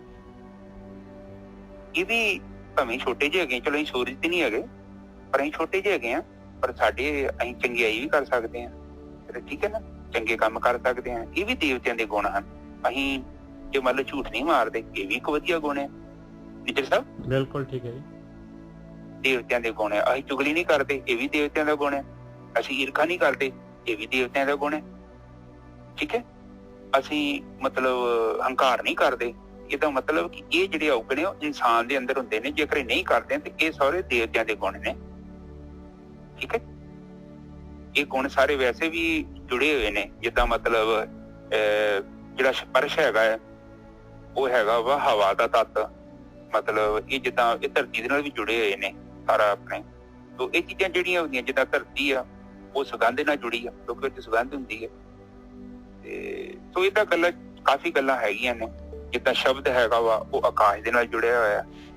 ਤੋਂ ਇਹ ਚੀਜ਼ਾਂ ਸਾਰੀਆਂ ਹੈਗੀਆਂ ਨੇ। ਨਿਜਰ ਸਾਹਿਬ ਸ਼ੁਰੂ ਕਰੋ ਜੀ ਅੱਜ ਦੀ ਵਿਚਾਰ। ਹਾਂਜੀ, ਸ਼ਲੋਕ ਮਹਲਾ ਤੀਜਾ। ਜਿਨੀ ਨਾਮ ਵਿਸਾਰਿਆ ਬਹੁ ਕਰਮ ਕਮਾਵੇਂ ਹੋਰ। ਜਿਨ੍ਹਾਂ ਨੇ ਨਾਮ ਨੂੰ ਭੁਲਾ ਦਿੱਤਾ ਦੁਨੀਆ ਦੇ ਵਿੱਚ, ਕਾਹਦੇ ਵਾਸਤੇ ਆਏ? ਮੇਨ ਜਿਹੜਾ ਮੋਟੋ ਜਿਹੜਾ ਹੈਗਾ ਦੁਨੀਆ 'ਚ ਆਉਣ ਦਾ, ਜਿਹੜਾ ਮਕਸਦ ਜਿਹੜਾ ਹੈਗਾ, ਉਹੀ ਉਹਨਾਂ ਨੇ ਭੁਲਾ ਦਿੱਤਾ। ਤੇ ਹੋਰ ਮਾਇਆ ਦੇ ਵਿੱਚ ਜਿਹੜੇ ਹੈਗੇ, ਮਾਇਆ ਦੇ ਕਰਮ ਕਰੀ ਗਏ, ਜਿਹੜੇ ਕਿ ਸਹਾਇਕ ਸੀਗੇ, ਜਿਨ੍ਹਾਂ ਨੇ ਕਿ ਇਹਦੀ ਯਾਤਰਾ, ਜਿਹੜੀ ਨਾਮ ਵਾਲੀ ਯਾਤਰਾ ਜਿਹੜੀ ਹੈ, ਉਹਨੂੰ ਜਿਹੜਾ ਰੋਚਕ ਬਣਾਉਣਾ ਸੀਗਾ। ਪਰ ਕਹਿੰਦੇ ਉਹਨੇ ਬਿਲਕੁਲ ਮਕਸਦ ਹੀ ਜਿਹੜਾ ਹੈਗਾ ਆਪਣੇ ਮਨੁੱਖ ਜੂਣ ਦਾ, ਉਹੀ ਭੁਲਾਤਾ। ਤੇ ਫਿਰ ਤਾਂ ਕਹਿੰਦੇ ਆ ਭਾਈ ਉੱਥੇ ਜਮਦੇਪੁਰੇ ਦੇ ਵਿੱਚ, ਜਿੱਥੇ ਧਰਮਰਾਜ ਨੇ ਜਿਹੜਾ ਹੈ, ਜਿੱਥੇ ਪੇਸ਼ੀ ਪੈਣੀ ਆ, ਨਾਨਕ ਜਮਪੁਰੇ ਬੱਧੇ ਮਾਰੀਆਂ ਜੋ ਸੰਨੀ ਉੱਪਰ ਚੋਰ। ਕਹਿੰਦੇ ਬੰਨ ਕੇ ਜਿਹੜਾ ਹੈਗਾ ਕੁੱਟਿਆ ਜਾਣਾ ਹੈ, ਕਿਉਂਕਿ ਜਿਹੜਾ ਹੈਗਾ, ਜਿਵੇਂ ਚੋਰ ਜਿਹੜਾ ਹੁੰਦਾ ਹੈ ਉਹ ਚੋਰੀ ਕਰਦੇ ਹੋਏ ਫੜਿਆ ਜਾਂਦਾ ਹੈ, ਇਸੇ ਤਰੀਕੇ ਦੇ ਨਾਲ ਆਪਾਂ ਮਨੁੱਖ ਜੂਨ ਲੈ ਕੇ ਆਏ ਹਾਂ। ਆਪਣੇ ਕੋਲ ਜੋ ਕੁਛ ਵੀ ਹੈਗਾ ਸਾਰਾ ਕੁਛ ਆਪਣੇ ਕੋਲ ਮਾਲਕ ਪਰਮਾਤਮਾ ਦਾ ਦਿੱਤਾ ਹੋਇਆ, ਸਰੀਰ ਵੀ, ਸਵਾਸ ਵੀ, ਔਰ ਜੋ ਪਰਿਵਾਰ ਜੋ ਵੀ ਮਾਲਕ ਨੇ ਦਿੱਤਾ ਹੈ ਆਪਾਂ ਨੂੰ, ਜੋ ਖਾ ਰਹੇ ਪੀ ਰਹੇ, ਜੋ ਭੋਗ ਰਹੇ, ਸਾਰਾ ਕੁਛ ਮਾਲਕ ਪਰਮਾਤਮਾ ਦਾ ਹੀ ਦਿੱਤਾ ਹੈ। ਤੇ ਫਿਰ ਜਿਹੜੇ ਜੇ ਆਪਾਂ ਉਸ ਮਾਲਕ ਦੇ ਐਮਪਲਾਈ ਹੈਗੇ ਆ, ਉਹਨੇ ਮਾਲਕ ਨੇ ਆਪਾਂ ਨੂੰ ਐਮਪਲਾਇਮੈਂਟ ਦਿੱਤੀ ਹੋਈ ਆ, ਜਾ ਬਈ ਜਾ ਕੇ ਤੇ ਨਾਮ ਦੀ ਖੱਟੀ ਕਰਕੇ ਆ, ਜਾ ਕੇ ਪਾ ਆ, ਤੇਰੇ ਕਾਮ ਕਰੋਲੋ ਮੋਹਕਾਰ ਮੈਂ ਪਾ ਰਿਹਾ ਆ, ਇਹਨਾਂ ਨੂੰ ਤੂੰ ਜਿੱਤਣਾ ਹੈਗਾ, ਇਹ ਤੇਰੇ ਇਸ ਕੰਮ ਵਾਸਤੇ ਤੈਨੂੰ ਦੁਨੀਆ ਦੇ ਵਿੱਚ ਭੇਜ ਰਿਹਾ ਆ ਮੈਂ। ਬਸ ਇਹ ਘੋਲ ਕਰਕੇ ਆਉਣਾ ਹੈ। ਜੇ ਆਪਾਂ ਘੋਲ ਹੀ ਨਾ ਕਰੀਏ ਤੇ ਬਸ ਉਹੀ ਜਿਹੜੇ ਹੈਗੇ ਆਪਾਂ ਰਿੰਗ ਦੇ ਵਿੱਚ ਜਾ ਕੇ ਜਿਹੜੇ ਰਿੰਗ ਦੇ ਵਿੱਚ ਜਾਈਏ ਹੀ ਨਾ, ਜੇ ਜਾ ਕੇ ਵੀ ਜਿਹੜਾ ਕੁਛ ਕੰਮ ਕਰੀਏ ਹੀ ਨਾ, ਆਪਾਂ ਉਹੀ ਹਾਰ ਜਾਈਏ ਤੇ ਕਹਿੰਦੇ ਭਾਈ ਫਿਰ ਤਾਂ ਤੈਨੂੰ ਮਨੁੱਖੀ ਜੂਨ ਦਾ ਫਾਇਦਾ ਕੀ ਹੈ, ਤੇਰਾ ਮਨੁੱਖੀ ਜੂਨ ਦੇਣ ਦਾ, ਤੂੰ ਤਾਂ ਘੋਲ ਕੀਤਾ ਹੀ ਨਹੀਂ, ਫਿਰ ਤੈਨੂੰ ਕਾਹਦੇ ਵਾਸਤੇ ਮੈਂ ਜਿਹੜਾ ਹੈਗਾ ਇਹ ਟੀਮ ਦੇ ਵਿੱਚ ਲਵਾਂ, ਘੋਲ ਵਾਲੀ ਟੀਮ ਦੇ ਵਿੱਚ ਤੈਨੂੰ ਫਿਰ ਮੈਂ ਜਿਹੜਾ ਹੈਗਾ ਦੂਸਰੀ ਟੀਮ 'ਚ ਭੇਜਦਾ ਹੈ, ਜਿੱਥੇ ਤੂੰ ਜਾ ਔਰ ਆਪਣਾ ਕਾਰਨਸ਼ੀਲ ਸਹੀ ਕਰ, ਔਰ ਫਿਰ ਜਿਹੜਾ ਹੈਗਾ ਉਸ ਤੋਂ ਬਾਅਦ ਫਿਰ ਜਿਹੜਾ ਹੈਗਾ ਫਿਰ ਦੁਬਾਰਾ ਮਨੁੱਖੀ ਜੂਨ ਮਿਲੂਗੀ। ਹਾਂਜੀ ਗੋਰਖੀ ਜੀ। ਹਾਂਜੀ ਠੀਕ ਹੈ ਸਾਧ ਸੰਗਤ ਜੀ, ਇਹ ਤੁਕ ਆਪਾਂ ਨੂੰ ਇਹ ਸਮਝਾਉਂਦੀ ਹੈ, ਜਿਹਨੇ ਨਾਮ ਵਿਸਾਰਿਆ ਬਹੁ ਕਰਮ ਕਮਾਵੇ ਹੋਰ। ਬਾਣੀ ਕੀ ਕਹਿੰਦੀ ਆ ਕਿ ਦੋ ਚੀਜ਼ਾਂ ਹੈਗੀਆਂ ਨੇ, ਇੱਕ ਕ੍ਰੀਏਟਰ ਹੈ ਤੇ ਕ੍ਰੀਏਸ਼ਨ ਹੈ। ਇੱਕ ਕ੍ਰੀਏਟਰ ਤੇ ਇੱਕ ਕ੍ਰੀਏਸ਼ਨ, ਮੂਰਤੀ ਬਣਾਉਣ ਵਾਲਾ ਤੇ ਇੱਕ ਮੂਰਤੀ। ਹੁਣ ਅਸੀਂ ਕੀ ਕਰੀਏ, ਜਿਹਨੇ ਮੂਰਤੀ ਬਣਾਈ ਆ ਅਸੀਂ ਉਹਨੂੰ ਭੁੱਲ ਜਾਈਏ ਤੇ ਇਕੱਲੀ ਮੂਰਤੀ ਦੇ ਆਲੇ ਦੁਆਲੇ ਘੁੰਮੀ ਜਾਈਏ ਤੇ ਫਿਰ ਗੜਬੜ ਹੋ ਜੂਗੀ ਨਾ। ਹੁਣ ਮਾਇਆ ਜਿਹੜੀ ਆ ਪ੍ਰਕਿਰਤੀ ਮਾਇਆ ਹੀ ਆ, ਪ੍ਰਕਿਰਤੀ ਨੂੰ ਹੀ ਮਾਇਆ ਕਿਹਾ ਗਿਆ। ਹੁਣ ਆਪਾਂ ਕੀ ਕਰਦੇ ਹਾਂ, ਆਪਾਂ ਪਦਾਰਥਾਂ ਦੇ ਪਿੱਛੇ ਭੱਜਦੇ ਹਾਂ। ਪਦਾਰਥ ਤੁਹਾਨੂੰ ਪਤਾ ਹੀ ਉਹਦੇ ਬਾਹਰ ਮੁਖੀ ਹੈਗੇ, ਸਾਰੇ ਬਾਹਰ ਹੀ ਤੇ ਹੈਗੇ, ਸਾਰਾ ਕੁਝ ਤੁਸੀਂ ਵੀ ਬਾਹਰ, ਜੋ ਮੇਰਾ ਪਰਿਵਾਰ ਸਾਰਾ ਤੇ ਬਾਹਰ ਆ। 9 ਦਰਵਾਜ਼ੇ ਬੰਦ ਕੀਤੇ ਆ ਤੇ 9 ਖੁੱਲੇ ਤੇ 10ਵਾਂ ਬੰਦ ਆ। ਹੁਣ ਅਸੀਂ ਜਦੋਂ ਬਾਹਰ ਤੁਰੇ ਜਾਂਦੇ ਹਾਂ ਤੇ ਬਾਹਰ ਹੀ ਆ, ਫਿਰ ਬਾਹਰ ਤੇ ਫਿਰ ਸਾਰੀ ਉਦੋਂ ਮਾਇਆ ਹੀ ਹੈਗੀ ਆ। ਤੇ ਉਹਦੇ ਨਾਲ ਕੀ ਹੁੰਦਾ ਹੈ ਕਿ ਫਿਰ ਕੀ ਹੁੰਦਾ ਕਿ ਹੋਰ ਆਪਾਂ ਕਰਮ ਕਰਦੇ ਹਾਂ, ਆਪਾਂ ਮੂਰਤੀ ਦੇ ਆਲੇ ਦੁਆਲੇ ਘੁੰਮੀ ਜਾਂਦੇ ਹਾਂ, ਜਦ ਕਿ ਮੂਰਤੀ ਜਿਹੜੀ ਹੈਗੀ ਆ ਉਹ ਜੜ ਆ। ਜੜ ਆ ਕਹਿਣ ਤੋਂ ਭਾਵ ਕਿ ਜਿਹੜੀ ਪ੍ਰਕਿਰਤੀ ਸਾਨੂੰ ਦੇਖਦੀ ਪਈ ਆ ਮਾਇਆ, ਇਹ ਜੜ ਆ। ਤੇ ਪੁਰਸ਼ ਜਿਹੜਾ ਵਾ ਉਹ ਹੈਗਾ ਵਾ ਉਹ ਤਿੰਨਾਂ ਗੁਣਾਂ ਤੋਂ ਪਰੇ ਆ, ਰਜੋ ਤਮੋ ਤੇ ਸਤੋ, ਇਹਨਾਂ ਤਿੰਨਾਂ ਗੁਣਾਂ ਤੋਂ ਪਰੇ ਆ। ਜੇਕਰ ਆਪਣਾ ਜੀਵਨ ਇਹਨਾਂ ਤਿੰਨਾਂ ਗੁਣਾਂ 'ਚ ਬਤੀਤ ਹੁੰਦਾ ਹੈ ਤੇ ਅਸੀਂ ਜੜ 'ਚ ਹੀ ਰਹਿ ਜਾਂਦੇ ਹਾਂ। ਇੱਥੇ ਚਾਹੇ ਤੁਸੀਂ ਚੰਗਾ ਕੰਮ ਕਰ ਲਓ, ਕਹਿ ਲਓ ਹਉਮੈ ਦੇ ਵਿੱਚ ਆ ਕੇ, ਚਾਹੇ ਤੂੰ ਬੁਰਾ ਕੰਮ ਕਰ ਲਓ, ਉਹ ਜਿਹੜਾ ਵਾ ਜੇਕਰ ਆਪਾਂ ਤਿੰਨਾਂ ਗੁਣਾਂ ਦੇ ਅਧੀਨ ਕੀਤਾ ਹੈ ਨਾ ਤੇ ਉਹਨੇ ਫਲ ਦੇਣਾ ਹੈ। ਉਹ ਬਿਲਕੁਲ ਕਲੀਅਰ ਇੱਕ ਕਨਸੈਪਟ ਹੈਗਾ ਹੈ। ਜੇਕਰ ਆਪਾਂ ਇਹਨਾਂ ਤਿੰਨਾਂ ਤੱਤਾਂ ਦੇ ਅਧੀਨ ਕਾਰਜ ਕਰਦੇ ਹਾਂ ਤੇ ਉਹਦੇ ਲਈ ਸਾਨੂੰ ਜਿਹੜਾ ਵਾ ਉਹ ਸਰਕਲ 'ਚ ਸਾਨੂੰ ਜਾਣਾ ਪਊਗਾ, ਮਰਨ ਜੰਮਣ ਵਾਲੇ। ਹਾਂ, ਇੱਕ ਤਰੀਕਾ ਹੈਗਾ, ਜੇ ਅਸੀਂ ਇਹਨਾਂ ਤਿੰਨਾਂ ਨੂੰ ਛੱਡ ਕੇ ਤੇ ਪੁਰਸ਼ ਦੇ ਵਿੱਚ ਵਾਪਸ ਚੱਲ ਜਾਂਦੇ ਹਾਂ, ਜਿੱਥੋਂ ਅਸੀਂ ਆਏ ਹਾਂ, ਜਿਹਨੇ ਮੂਰਤੀ ਬਣਾਈ ਆ। ਅਸੀਂ ਮਾਇਆ ਨੂੰ ਛੱਡ ਦਿੰਦੇ ਹਾਂ ਤੇ ਮਾਇਆ ਨੂੰ ਅਸੀਂ ਨਹੀਂ ਛੱਡ ਸਕਦੇ, ਮਾਇਆ ਨੂੰ ਤੇ ਨਾਮ ਹੀ ਛਡਾ ਸਕਦਾ, ਕਿਉਂਕਿ ਪਰਮਾਤਮਾ ਵੀ ਡਾਇਰੈਕਟ ਨਹੀਂ ਆ ਸਾਡੀ ਹੈਲਪ ਕਰਦਾ। ਪਰਮਾਤਮਾ ਨੇ ਉਹ ਸਿਸਟਮ ਬਣਾਇਆ ਹੋਇਆ, ਔਰ ਸਿਸਟਮ ਨੂੰ ਜੇਕਰ ਅਸੀਂ ਫੋਲੋ ਕਰਦੇ ਹਾਂ ਤੇ ਅਸੀਂ ਗੇਮ ਚੋਂ ਬਾਹਰ ਹੋ ਸਕਦੇ। ਪਰ ਜੇ ਅਸੀਂ ਇਨਡਾਇਰੈਕਟਲੀ ਜਾ ਕੇ ਆਪਾਂ ਕੁਛ ਕਰਦੇ ਹਾਂ ਤੇ ਫਿਰ ਉਹ ਕਨਫਿਊਜ਼ਨ ਵੱਧਦੀ ਜਾਂਦੀ ਆ। ਹੁਣ ਇੱਥੇ ਬਾਣੀ ਕਹਿ ਰਹੀ ਆਪਾਂ ਨੂੰ ਕਿ ਜਿਹਨੇ ਨਾਮ ਵਿਸਾਰਿਆ ਬਹੁ ਕਰਮ ਕਮਾਵੇ ਹੋਰ, ਕਿ ਕਹਿਣ ਤੋਂ ਭਾਵ ਕਿ ਪੁਰਸ਼ ਨੂੰ ਛੱਡਤਾ। ਠੀਕ ਹੈ ਜੀ, ਬਿਲਕੁਲ। ਨਾਲੇ ਜਿੰਨੀ ਲਿਖਿਆ, ਜਿੰਨੀ ਮਤਲਬ ਬਹੁਤ ਸਾਰੇ, ਜਿੰਨੀ ਨਾਮ ਵਿਸਾਰਿਆ, ਬਹੁਤ, ਜਿਨ੍ਹਾਂ ਨੇ ਵੀ ਹਾਂਜੀ ਬਿਲਕੁਲ ਠੀਕ ਆ। ਬਹੁਤ ਸਾਰੇ ਲੋਕਾਂ ਨੇ ਜਿਨ੍ਹਾਂ ਨੇ ਜੋ ਵੀ ਹੈ A to Z ਧਰਤੀ ਤੇ ਜੋ ਕੀੜਾ ਮਕੌੜਾ ਜੋ ਵੀ ਹੈਗਾ, ਇਹ ਵੀ ਧਰਤੀਆਂ ਹੋਰ ਵੀ ਧਰਤੀਆਂ ਇੱਕੋ ਹੀ ਆ। ਜੇ ਮੂਲ ਨੂੰ ਭੁੱਲ ਗਏ ਆ ਤੇ ਜੜ੍ਹਾਂ ਨੂੰ ਭੁੱਲ ਗਏ ਆ, ਜਿਹੜੀਆਂ ਜੜ੍ਹਾਂ ਕਿਉਂਕਿ ਲੁਕੀਆਂ ਹੋਈਆਂ ਨੇ। ਦੇਖੋ ਆਪ ਜੀ ਨੂੰ ਅੰਡਰਸਟੈਂਡ ਕਰੋ, ਰੁੱਖ ਜਿਹੜਾ ਵਾ ਨਾ, ਰੁੱਖ ਨੂੰ ਸ਼ਕਤੀ ਜਿਹੜੀ ਜੜ੍ਹਾਂ ਚੋਂ ਮਿਲਦੀ ਆ, ਪਰ ਜੜ੍ਹਾਂ ਤੇ ਲੁਕੀਆਂ ਹੋਈਆਂ ਨੇ।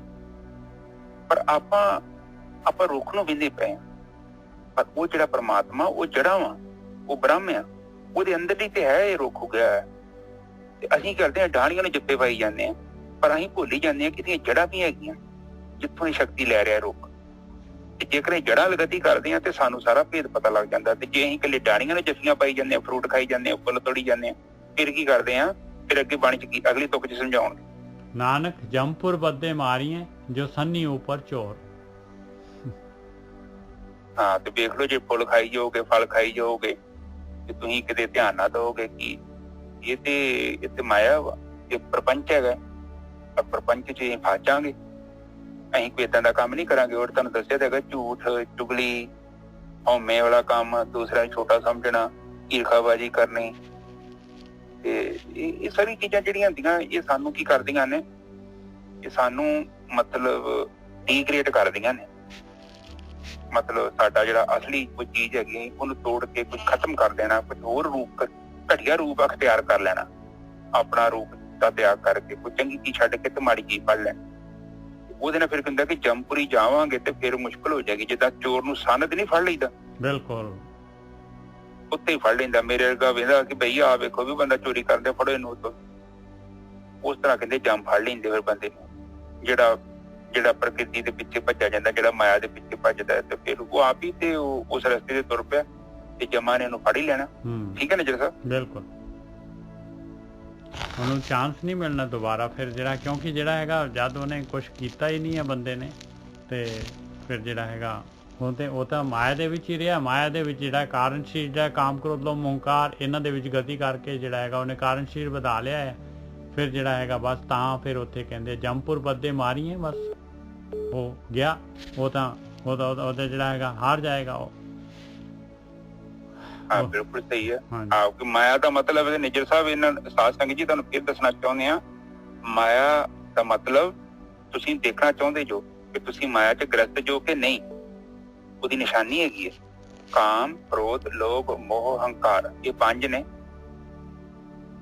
ਇਹ ਪੰਜਾਂ ਦੇ ਵਿੱਚੋਂ ਕਿਸੇ ਇੱਕ ਦਾ ਵੀ ਤੁਹਾਡੇ ਅੰਦਰ ਵਾਸਾ ਹੈ ਤਾਂ ਤੁਸੀਂ ਸਮਝ ਲਓ ਕਿ ਮਾਇਆ ਦੇ ਰੋਗ ਤੋਂ ਜਿਹੜਾ ਨਾ ਤੁਸੀਂ ਪੀੜਤ ਜੋ। ਬਿਲਕੁਲ। ਇੱਕ ਸਿੰਪਲ ਜੀ ਕਿਤੇ ਇਹ ਨਾ ਸੋਚੋ ਕਿ ਮਾਇਆ ਕਿਤੇ ਪੈਸੇ ਨੂੰ ਮਾਇਆ ਕਹਿ ਦੇ, ਪੈਸੇ ਦੀ ਕੋਈ ਪ੍ਰੋਬਲਮ ਨਹੀਂ ਹੈ। ਕੀ ਹੋਣਾ, ਹੁਣ ਇੱਕ ਬੰਦਾ ਸੀ, ਉਹ ਕਹਿੰਦੇ ਕਿਸ਼ਤੀ ਤੇ ਬੈਠਾ, ਦੋ ਬੰਦੇ ਬੈਠੇ ਸੀ। ਉਹ ਇੱਕ ਯਾਰ ਸੀ, ਉਹ ਕਹਿੰਦਾ ਵੀ ਮਾਇਆ ਨੂੰ ਹੁਣ ਏਦਾਂ ਕਰ, ਮਾਇਆ ਦੇ ਨਾ ਪਿੱਛੇ ਭੱਜਿਆ ਕਰ, ਤੇ ਉਹ ਦੇਖ ਲੈ ਮੇਰੇ ਕੋਲ ਤਾਂ ਮਾਇਆ ਕੋਈ ਹੈਗੀ ਨਹੀਂ। ਤੇ ਉਹ ਇਹਨਾਂ ਦੀ ਦੋਨਾਂ ਦੀ ਆਪਸ ਵਿੱਚ ਬਹਿਸ ਚੱਲਦੀ ਹੁੰਦੀ। ਤੇ ਫਿਰ ਇੱਕ ਦਿਨ ਦੀ ਗੱਲ ਇਹ ਆ ਕਿ ਉਹ ਦੋਨਾਂ ਨੇ ਇੱਕ ਦਿਨ ਨਦੀ ਪਾਰ ਕਰਨੀ ਸੀ। ਤੇ ਹੁਣ ਨਦੀ ਦੇ ਵਿੱਚ ਜਦੋਂ ਕਿਸ਼ਤੀ 'ਚ ਬੈਠੇ ਤੇ ਉਹ ਜਿਹਦੇ ਕੋਲ ਪੈਸੇ ਸੀ, ਉਹ ਮਲਾਹ ਕਹਿੰਦਾ ਕਿ ਬਈ ਤਾਂ ਪਾਰ ਲੈ ਕੇ ਜਾਊਂਗਾ, 1 ਰੁਪਇਆ ਲੱਗਣਾ ਵਾ। ਤੇ ਹੁਣ ਉਹ ਜਦੋਂ ਬਹਿ ਗਏ ਤੇ ਉਹ ਮਤਲਬ ਹੁਣ ਬਹਿ ਗਏ ਕਿਸ਼ਤੀ 'ਚ, ਤੇ ਜਿਹੜਾ ਮਾਇਆ, ਜਿਹੜਾ ਕਹਿੰਦਾ ਮਾਇਆ ਦੀ ਲੋੜ ਨਹੀਂ ਆ, ਉਹ ਜਿਹਦੇ ਕੋਲ ਹੈਗਾ ਸੀ ਉਹ ਖੁਸ਼ ਹੋ ਗਿਆ। ਕਹਿੰਦੇ ਤੁਸੀਂ ਮੈਨੂੰ ਕਹਿੰਦੇ ਮਾਇਆ ਦੀ ਲੋੜ ਨਹੀਂ, ਮਾਇਆ ਦੀ ਲੋੜ ਨਹੀਂ, ਤੇ ਆਹ ਵੇਖੋ ਜੇ ਨਾ ਰੁਪਈਆ ਹੁੰਦਾ ਤਾਂ ਆਪਾਂ ਕਿੱਦਾਂ ਨਦੀ ਪਾਰ ਕਰਦੇ। ਉਹਨੇ ਕੁਛ ਨਹੀਂ ਕਿਹਾ। ਹੁਣ ਉੱਤਰ ਗਏ ਤੇ ਉਹਨੇ ਫਿਰ ਇਹ ਸਵਾਲ ਕੀਤਾ, ਕਹਿੰਦਾ ਸੰਤ ਜੀ ਤੁਸੀਂ ਤੇ ਕਹਿੰਦੇ ਮਾਇਆ ਤੇ ਲੋੜ ਨਹੀਂ ਹੁੰਦੀ, ਤੇ ਆਹ ਵੇਖੋ ਜੇ ਮਾਇਆ ਨਾ ਹੁੰਦੀ ਤੇ ਮਤਲਬ ਆਪਾਂ ਕਿੱਦਾਂ ਨਦੀ ਪਾਰ ਕਰਦੇ। ਕਹਿੰਦਾ ਮਾਇਆ ਤੂੰ ਛੱਡੀ ਆ ਤਾਂ ਹੀ ਤੇ ਪਾਰ ਹੋਇਆ ਵਾ। ਤੂੰ ਮਾਇਆ ਦਿੱਤੀ, ਤੇਰੇ ਕੋਲ ਹੈਗੀ ਸੀ, ਉਹਦਾ ਕਿੱਥੋਂ ਦੇ ਲੈਣੀ ਸੀ? ਤੂੰ ਛੱਡੀ, ਤੂੰ ਛੱਡਣ ਨੂੰ ਤਿਆਰ ਹੋ ਗਿਆ ਤੇ ਸਫਰ ਤਾਂ ਹੋਇਆ, ਪ੍ਰਾਪਤ ਕਰਨਾ ਥੋੜੀ ਹੁੰਦਾ। ਜੇ ਤੂੰ ਨਾ ਦਿੰਦਾ ਤੇ ਫਿਰ ਕਿੱਥੋਂ ਪਾਰ ਆ ਜਾਣਾ? ਤੂੰ ਛੱਡੀ ਆ। ਤੇ ਉਹ ਮਤਲਬ ਕਹਿਣ ਤੋਂ ਭਾਵ ਹੈ ਕਿ ਗੱਲਾਂ ਕੋਈ ਏਦਾਂ ਦੀਆਂ ਹੁੰਦੀਆਂ ਨੇ, ਤੇ ਉਹਨਾਂ ਦਾ ਅਲੱਗ-ਅਲੱਗ ਦ੍ਰਿਸ਼ਟੀਕੋਣ ਹੁੰਦਾ ਹੈ ਕਿ ਆਪਾਂ ਵੇਖਦੇ ਕੁਛ ਹੋ ਰਿਹਾ ਪਰ ਅਸਲ ਚ ਕੁਛ ਹੋਰ ਹੁੰਦਾ। ਤੇ ਬਾਕੀ ਮਾਇਆ ਕੋਈ ਮਾੜੀ ਚੀਜ਼ ਨਹੀਂ ਹੈ, ਤੇ ਪੈਸੇ ਆ, ਇਹਦੇ ਨਾਲ ਤਾਂ ਸਾਡਾ ਜੀਵਨ ਚੱਲਣਾ ਔਰ ਇਹਦੇ ਨਾਲ ਹੀ ਤਾਂ ਸਾਰਾ ਕਾਰੋਬਾਰ ਚੱਲਣਾ। ਜੋ ਸਿਸਟਮ ਹੈ, ਜਿਸ ਦੁਨੀਆ ਚ ਆਪਾਂ ਰਹਿ ਰਹੇ ਹਾਂ, ਪੈਸੇ ਦੀ ਲੋੜ ਹੈ ਆਪਾਂ ਨੂੰ। ਤੇ ਠੀਕ ਹੈ ਨਿਜਰ ਸਾਹਿਬ, ਅੱਗੇ ਚੱਲੀਏ। ਅੱਗੇ ਪੰਜਵੀਂ ਪਾਤਸ਼ਾਹੀ ਦਾ ਪਹਿਲੀ ਵਾਰੀ ਸ਼ਲੋਕ ਆ ਰਿਹਾ ਜੀ ਇਹਦੇ ਵਿੱਚ, ਵਾਰ ਦੇ ਵਿੱਚ, ਮਹੱਲਾ ਪੰਜਵਾਂ। ਜਿਨ੍ਹਾਂ ਨੇ ਐਡਿਟ ਕੀਤਾ ਹੈ ਉਹਨਾਂ ਨੇ ਆਪਣਾ ਸ਼ਲੋਕ ਲਗਾਇਆ ਇਸ ਜਗ੍ਹਾ ਤੇ। ਤਰਤ ਸੁਹਾਵੜੀ, ਅੱਛਾ, ਆਕਾਸ਼ ਸੁਹੰਦਾ, ਜਪੰਦਿਆਂ ਹਰ ਨਾਉ। ਕਹਿੰਦੇ ਦੇਖ ਲਾ ਪਿਆਰਿਆ, ਇਹ ਤੇਰਾ ਸਰੀਰ ਜਿਹੜਾ ਧਰਤੀ ਹੈਗੀ ਆ, ਇਹ ਸੋਹਣਾ ਹੋ ਜਾਏਗਾ, ਬਹੁਤ ਸੋਹਣਾ ਹੋ ਜਾਏਗਾ। ਸੁਹਾਵੜੀ ਕਹਿੰਦੇ ਉਹ ਤਾਂ ਧਰਤੀ ਬਹੁਤ ਸੋਹਣਾ ਹੈ, ਬਹੁਤ ਜਿਹਦੇ ਚ ਤੂੰ ਨਾਮ ਬੀਜਤਾ ਉਹ ਤਾਂ ਇੰਨਾ ਸੋਹਣਾ ਹੋ ਗਿਆ। ਤਰਤ ਸੁਹਾਵੜੀ, ਆਕਾਸ਼ ਸੁਹੰਦਾ, ਜਪੰਦਿਆਂ ਹਰ ਨਾਉ। ਕਹਿੰਦੇ ਆਕਾਸ਼ ਜਿਹੜਾ ਹੈ, ਜਿੱਥੇ ਗਗਨ ਮੰਡਲ ਦੇ ਵਿੱਚ ਜਿਹੜਾ ਹੈਗਾ ਤੂੰ ਸੁਰਤ ਕਰ ਰਿਹਾ ਆ, ਕਹਿੰਦੇ ਬਸ ਨਾਮ ਜਪਣ ਦੇ ਨਾਲ ਕਹਿੰਦੇ ਉਹ ਤਾਂ ਬਹੁਤ ਹੀ ਸੋਹਣਾ ਹੋ ਗਿਆ। ਕਹਿੰਦੇ ਦੋਨੋਂ ਦੇ ਦੋਨੋਂ ਬਹੁਤ ਸੋਹਣੇ ਹੋ ਗਏ। ਧਰਤ ਸੁਹਾਵੜੀ ਆਕਾਸ਼ ਸੁਹੰਦਾ ਜਪਣ ਦੇ ਰਿਆਂ ਹਰ ਨਾਮ, ਪਰਮੇਸ਼ਰ ਦਾ ਨਾਮ ਜਪਣ ਦੇ ਨਾਲ। ਇਹ ਇੱਕ ਜਗ੍ਹਾ ਹੋਰ ਆਉਂਦਾ ਹੈ, ਦੇਖੋ ਇਸ ਤਰ੍ਹਾਂ ਜਿਹੜਾ ਹੈਗਾ ਤੀਸਰੀ ਪਾਤਸ਼ਾਹੀ ਦੇ ਜਿਹੜੇ ਹੈਗੇ ਆ ਵਾਰਾਂ ਤੋਂ ਵਧੇਕ ਜਿਹੜੇ 1415 ਅੰਗ ਦੇ ਉੱਤੇ ਗਿਆਨ ਹੈਗਾ, ਉਹਦੇ 'ਚ ਆਉਂਦਾ ਹੈ ਗੁਰਮੁਖੀ ਅੰਤਰ ਸਹਿਜ ਹੈ ਮਨ ਚੜਿਆ ਦਸਵੇਂ ਆਕਾਸ਼।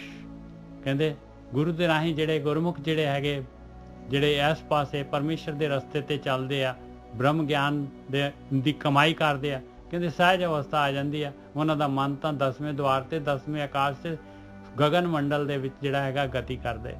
ਕਹਿੰਦੇ ਉੱਥੇ ਤਾਂ ਸਹਿਜ ਆ ਗਿਆ, ਗੁਰਮੁਖੀ ਅੰਤਰ ਸਹਿਜ ਹੈ ਮਨ ਚੜਿਆ 10ਵੇਂ ਆਕਾਸ਼, ਤਿੱਥੇ ਊਂਗ ਨਾ ਭੁੱਖ ਹੈ ਹਰ ਅੰਮ੍ਰਿਤ ਨਾਮ ਸੁਖਵਾਸ।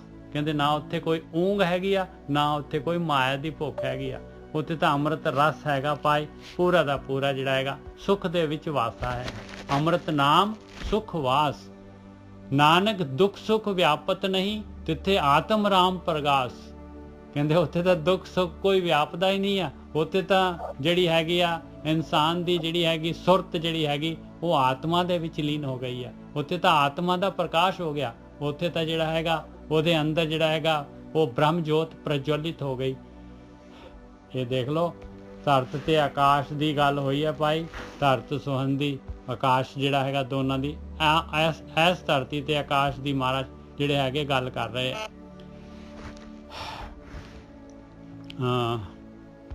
ਆਪਾਂ ਸੀਗੇ ਧਰਤ ਸੁਹਾਵੀ ਮਹੱਲਾ ਪੰਜਵਾਂ, ਆ ਲਾਇਆ ਪੰਜਵੀਂ ਪਾਤਸ਼ਾਹੀ ਨੇ ਸ਼ਲੋਕ। ਧਰਤ ਸੁਹਾਵੜੀ ਆਕਾਸ਼ ਸੁਹੰਦਾ ਜਪੰਦਿਆਂ ਹਰ ਨਾਉ, ਨਾਨਕ ਨਾਮ ਵਿਹੂਣਿਆ ਤਿੰਨ ਤਨ ਖਾਵੇਂ ਕਾਉ। ਦੇਖ ਲਓ ਹੁਣ ਅਪੋਜ਼ਿਟ ਬਿਲਕੁਲ, ਜਿਨ੍ਹਾਂ ਨੇ ਕਹਿੰਦੇ ਨਹੀਂ ਨਾਮ ਦੇ ਵੱਲ ਗਤੀ ਕੀਤੀ, ਧਿਆਨ ਸਿਮਰਨ ਨਹੀਂ ਕੀਤਾ, ਇਹ ਨਹੀਂ ਜਿਹੜੇ ਹੈਗੇ ਦਸਮ ਦੁਆਰ ਤੇ ਪਹੁੰਚੇ, ਨਹੀਂ ਨਾਮ ਜਪਿਆ, ਉੱਪਰਲੀ ਲਾਈਨ ਨਹੀਂ ਕਮਾਈ। ਧਰਤ ਸੁਹਾਵੜੀ ਆਕਾਸ਼ ਸੁਹੰਦਾ ਜਪੰਦਿਆਂ ਹਰ ਨਾਉ, ਨਹੀਂ ਇਹ ਕੀਤਾ, ਫਿਰ ਕਹਿੰਦੇ ਨਾਮ ਤੋਂ ਸਖਣੇ ਰਹਿ ਗਏ। ਕਹਿੰਦੇ ਤਿੰਨ ਤਨ ਖਾਵੇਂ ਕਾਉ, ਕਹਿੰਦੇ ਉਹਨਾਂ ਦਾ ਸਰੀਰ ਮਨੁੱਖੀ ਸਰੀਰ ਇੰਨਾ ਸੋਹਣਾ ਸਰੀਰ ਮਿਲਿਆ ਸੀ, ਇੰਨਾ ਚਾਂਸ ਸੀਗਾ ਇੰਨਾ ਵਧੀਆ ਇਹ ਖੱਟੀ ਕਰਨ ਦਾ, ਇਹਦੇ 'ਚ ਜਿਹੜਾ ਹੈਗਾ ਪਰਮੇਸ਼ਰ ਦੇ ਨਾਲ ਮਿਲ ਸਕਦਾ ਸੀ, ਇਹ ਜਨਮ ਮਰਨ ਦਾ ਗੇੜਾ ਮੁਕਾ ਸਕਦਾ ਸੀਗਾ, ਪਰ ਉਹਦਾ ਸਰੀਰ ਜਿਹੜਾ ਹੈਗਾ ਰੋਜ਼ ਕਾਮ ਕ੍ਰੋਧ ਲੋਭ ਮੋਹ ਹੰਕਾਰ, ਇਹ ਕਾਵਾਂ ਨੇ ਖਾ ਲਿਆ ਉਹਦਾ ਸਰੀਰ। ਉਹਨੇ ਮਾਇਆ ਦੇ ਵਿੱਚ ਹੀ ਕਾਮ ਕ੍ਰੋਧ ਲੋਭ ਮੋਹ ਹੰਕਾਰ ਦੇ ਵਿੱਚ ਹੀ ਜਿਹੜੇ ਆਪਣੇ ਸਾਰਾ ਦਾ ਸਾਰਾ ਜੀਵਨ ਗੁਜ਼ਾਰ ਦਿੱਤਾ। ਹਾਂਜੀ ਵੀਰ ਜੀ। ਹਾਂਜੀ ਠੀਕ ਹੈ ਜੀ। ਸਾਧ ਸੰਗਤ ਜੀ, ਕੁਝ ਦਿਨ ਪਹਿਲਾਂ ਮੁੰਡਾ ਆਪਣਾ ਗੁਰਪ੍ਰੀਤ ਸਾਧਕ ਹੈ ਨਾ, ਮੈਨੂੰ ਫੋਨ ਕੀਤਾ, ਕਹਿੰਦਾ ਵੀਰ ਜੀ ਮੈਨੂੰ ਏਦਾਂ ਲੱਗਾ, ਮੈਂ ਸਾਈਕਲ ਤੇ ਜਾਂਦਿਆਂ ਸਾਂ, ਮੈਂ ਸਾਈਕਲ ਰੋਕ ਲਿਆ ਤੇ ਮੈਂ ਧਰਤੀ ਨੂੰ ਮੱਥਾ ਟੇਕਿਆ, ਮੈਂ ਆਕਾਸ਼ ਨੂੰ ਵੇਖਿਆ, ਮੈਨੂੰ ਬੜਾ ਚੰਗਾ ਲੱਗਾ। ਪਹਿਲਾਂ ਵੀ ਆਕਾਸ਼ ਹੈ, ਮੇਰੀ ਇੰਨੀ ਉਮਰ ਹੋ ਗਈ ਵੀ 25 ਸਾਲ ਉਮਰ ਆ, ਮੈਂ ਕਿਤੇ ਵੇਖਿਆ ਹੀ ਨਹੀਂ ਆਕਾਸ਼ ਨੂੰ, ਬੜਾ ਮੈਨੂੰ ਚੰਗਾ ਲੱਗਾ, ਮੈਂ ਧਰਤੀ ਵੇਖੀ। ਮਤਲਬ ਜਦੋਂ ਬੰਦਾ ਸਾਧਨਾ ਕਰਦਾ ਤੇ ਉਹਦੇ ਬਾਰੇ ਦੱਸ ਰਹੇ ਨੇ ਕਿ ਉਹਨੂੰ ਕੀ ਹੁੰਦਾ ਹੈ। ਹਾਂਜੀ ਨਿਜ ਸਾਹਿਬ ਪਹਿਲੀ ਤੋਂ ਬੋਲੋ। ਧਰਤੀ ਸੁਹਾਵੜੀ, ਧਰਤ ਸੁਹਾਵੜੀ ਆਕਾਸ਼ ਸੁਹੰਦਾ ਜਪੰਦਿਆਂ ਹਰ ਨਾਉ, ਕਹਿੰਦੇ ਨਾਮ ਜਪਣ ਦੇ ਨਾਲ ਧਿਆਨ ਸਿਮਰਨ ਦੇ ਨਾਲ ਇਹ ਅਵਸਥਾ ਹੋ ਜਾਂਦੀ ਹੈ। ਹਾਂ ਬਿਲਕੁਲ ਠੀਕ ਹੈ। ਜਦੋਂ ਕਹਿੰਦੇ ਨਾਮ ਜਪਦੇ ਆ ਨਾ ਤੇ ਫਿਰ ਸਾਨੂੰ ਪ੍ਰਕਿਰਤੀ ਦੇ ਬਾਰੇ ਜੋ ਅਸਲੀ ਰੂਪ ਹੈ ਤਾਂ ਪ੍ਰਗਟ ਹੁੰਦਾ ਹੈ, ਕਿਉਂਕਿ ਆਪਾਂ ਸਾਰੇ ਤੇ ਕਨੈਕਟਡ ਹੈ। ਠੀਕ ਹੈ, ਇਹ ਬਿਲਕੁਲ ਸਹੀ ਹੈ ਗੁਰਕੀ ਸਾਹਿਬ। ਨਾ ਇਹ ਮਹਾਰਾਜ ਜਿਹੜੇ ਨਾ ਇਹਦੇ ਵਿੱਚ ਜਿਹੜਾ ਆਪਣੀ ਧਰਤੀ ਵੀ ਹੈ ਨਾ, ਜਿਹੜੀ ਧਰਤੀ ਦੇ ਵਿੱਚ ਆਪਾਂ ਨਾਮ ਬੀਜ ਰਹੇ ਹਾਂ, ਇਹ ਸਰੀਰ ਆਪਣੀ ਧਰਤੀ ਹੈ। ਖੇਤ ਸਰੀਰ ਜੋ ਬੀਜੀਏ ਸੋ ਅੰਤ ਖਲੋਇਆ ਆਏ, ਇਹ ਧਰਤੀ ਦੇ ਵਿੱਚ ਆਪਾਂ ਬੀਜ ਕਰਨਾ ਹੈ। ਇਹ ਵੀ ਸੋਹਣਾ ਹੋ ਜਾਂਦਾ ਨਾ, ਸਰੀਰ ਵੀ ਸੋਹਣਾ ਹੁੰਦਾ ਹੈ। ਕਹਿੰਦੇ ਕਿ ਹਰ ਸਿਮਰਤ ਤਨ ਮਨ ਹਰਿਆ ਲਹਿ ਜਾਏ ਵਿਜੋਗ, ਪਰਮਾਤਮਾ ਦੇ ਸਿਮਰਨ ਦੇ ਨਾਲ ਦੋਨੋਂ ਹਰੇ ਭਰੇ ਹੋ ਜਾਂਦੇ ਆ, ਸੋਹਣੇ ਹੋ ਜਾਂਦੇ ਆ। ਹਾਂਜੀ ਗੁਰਕੀ ਸਾਹਿਬ।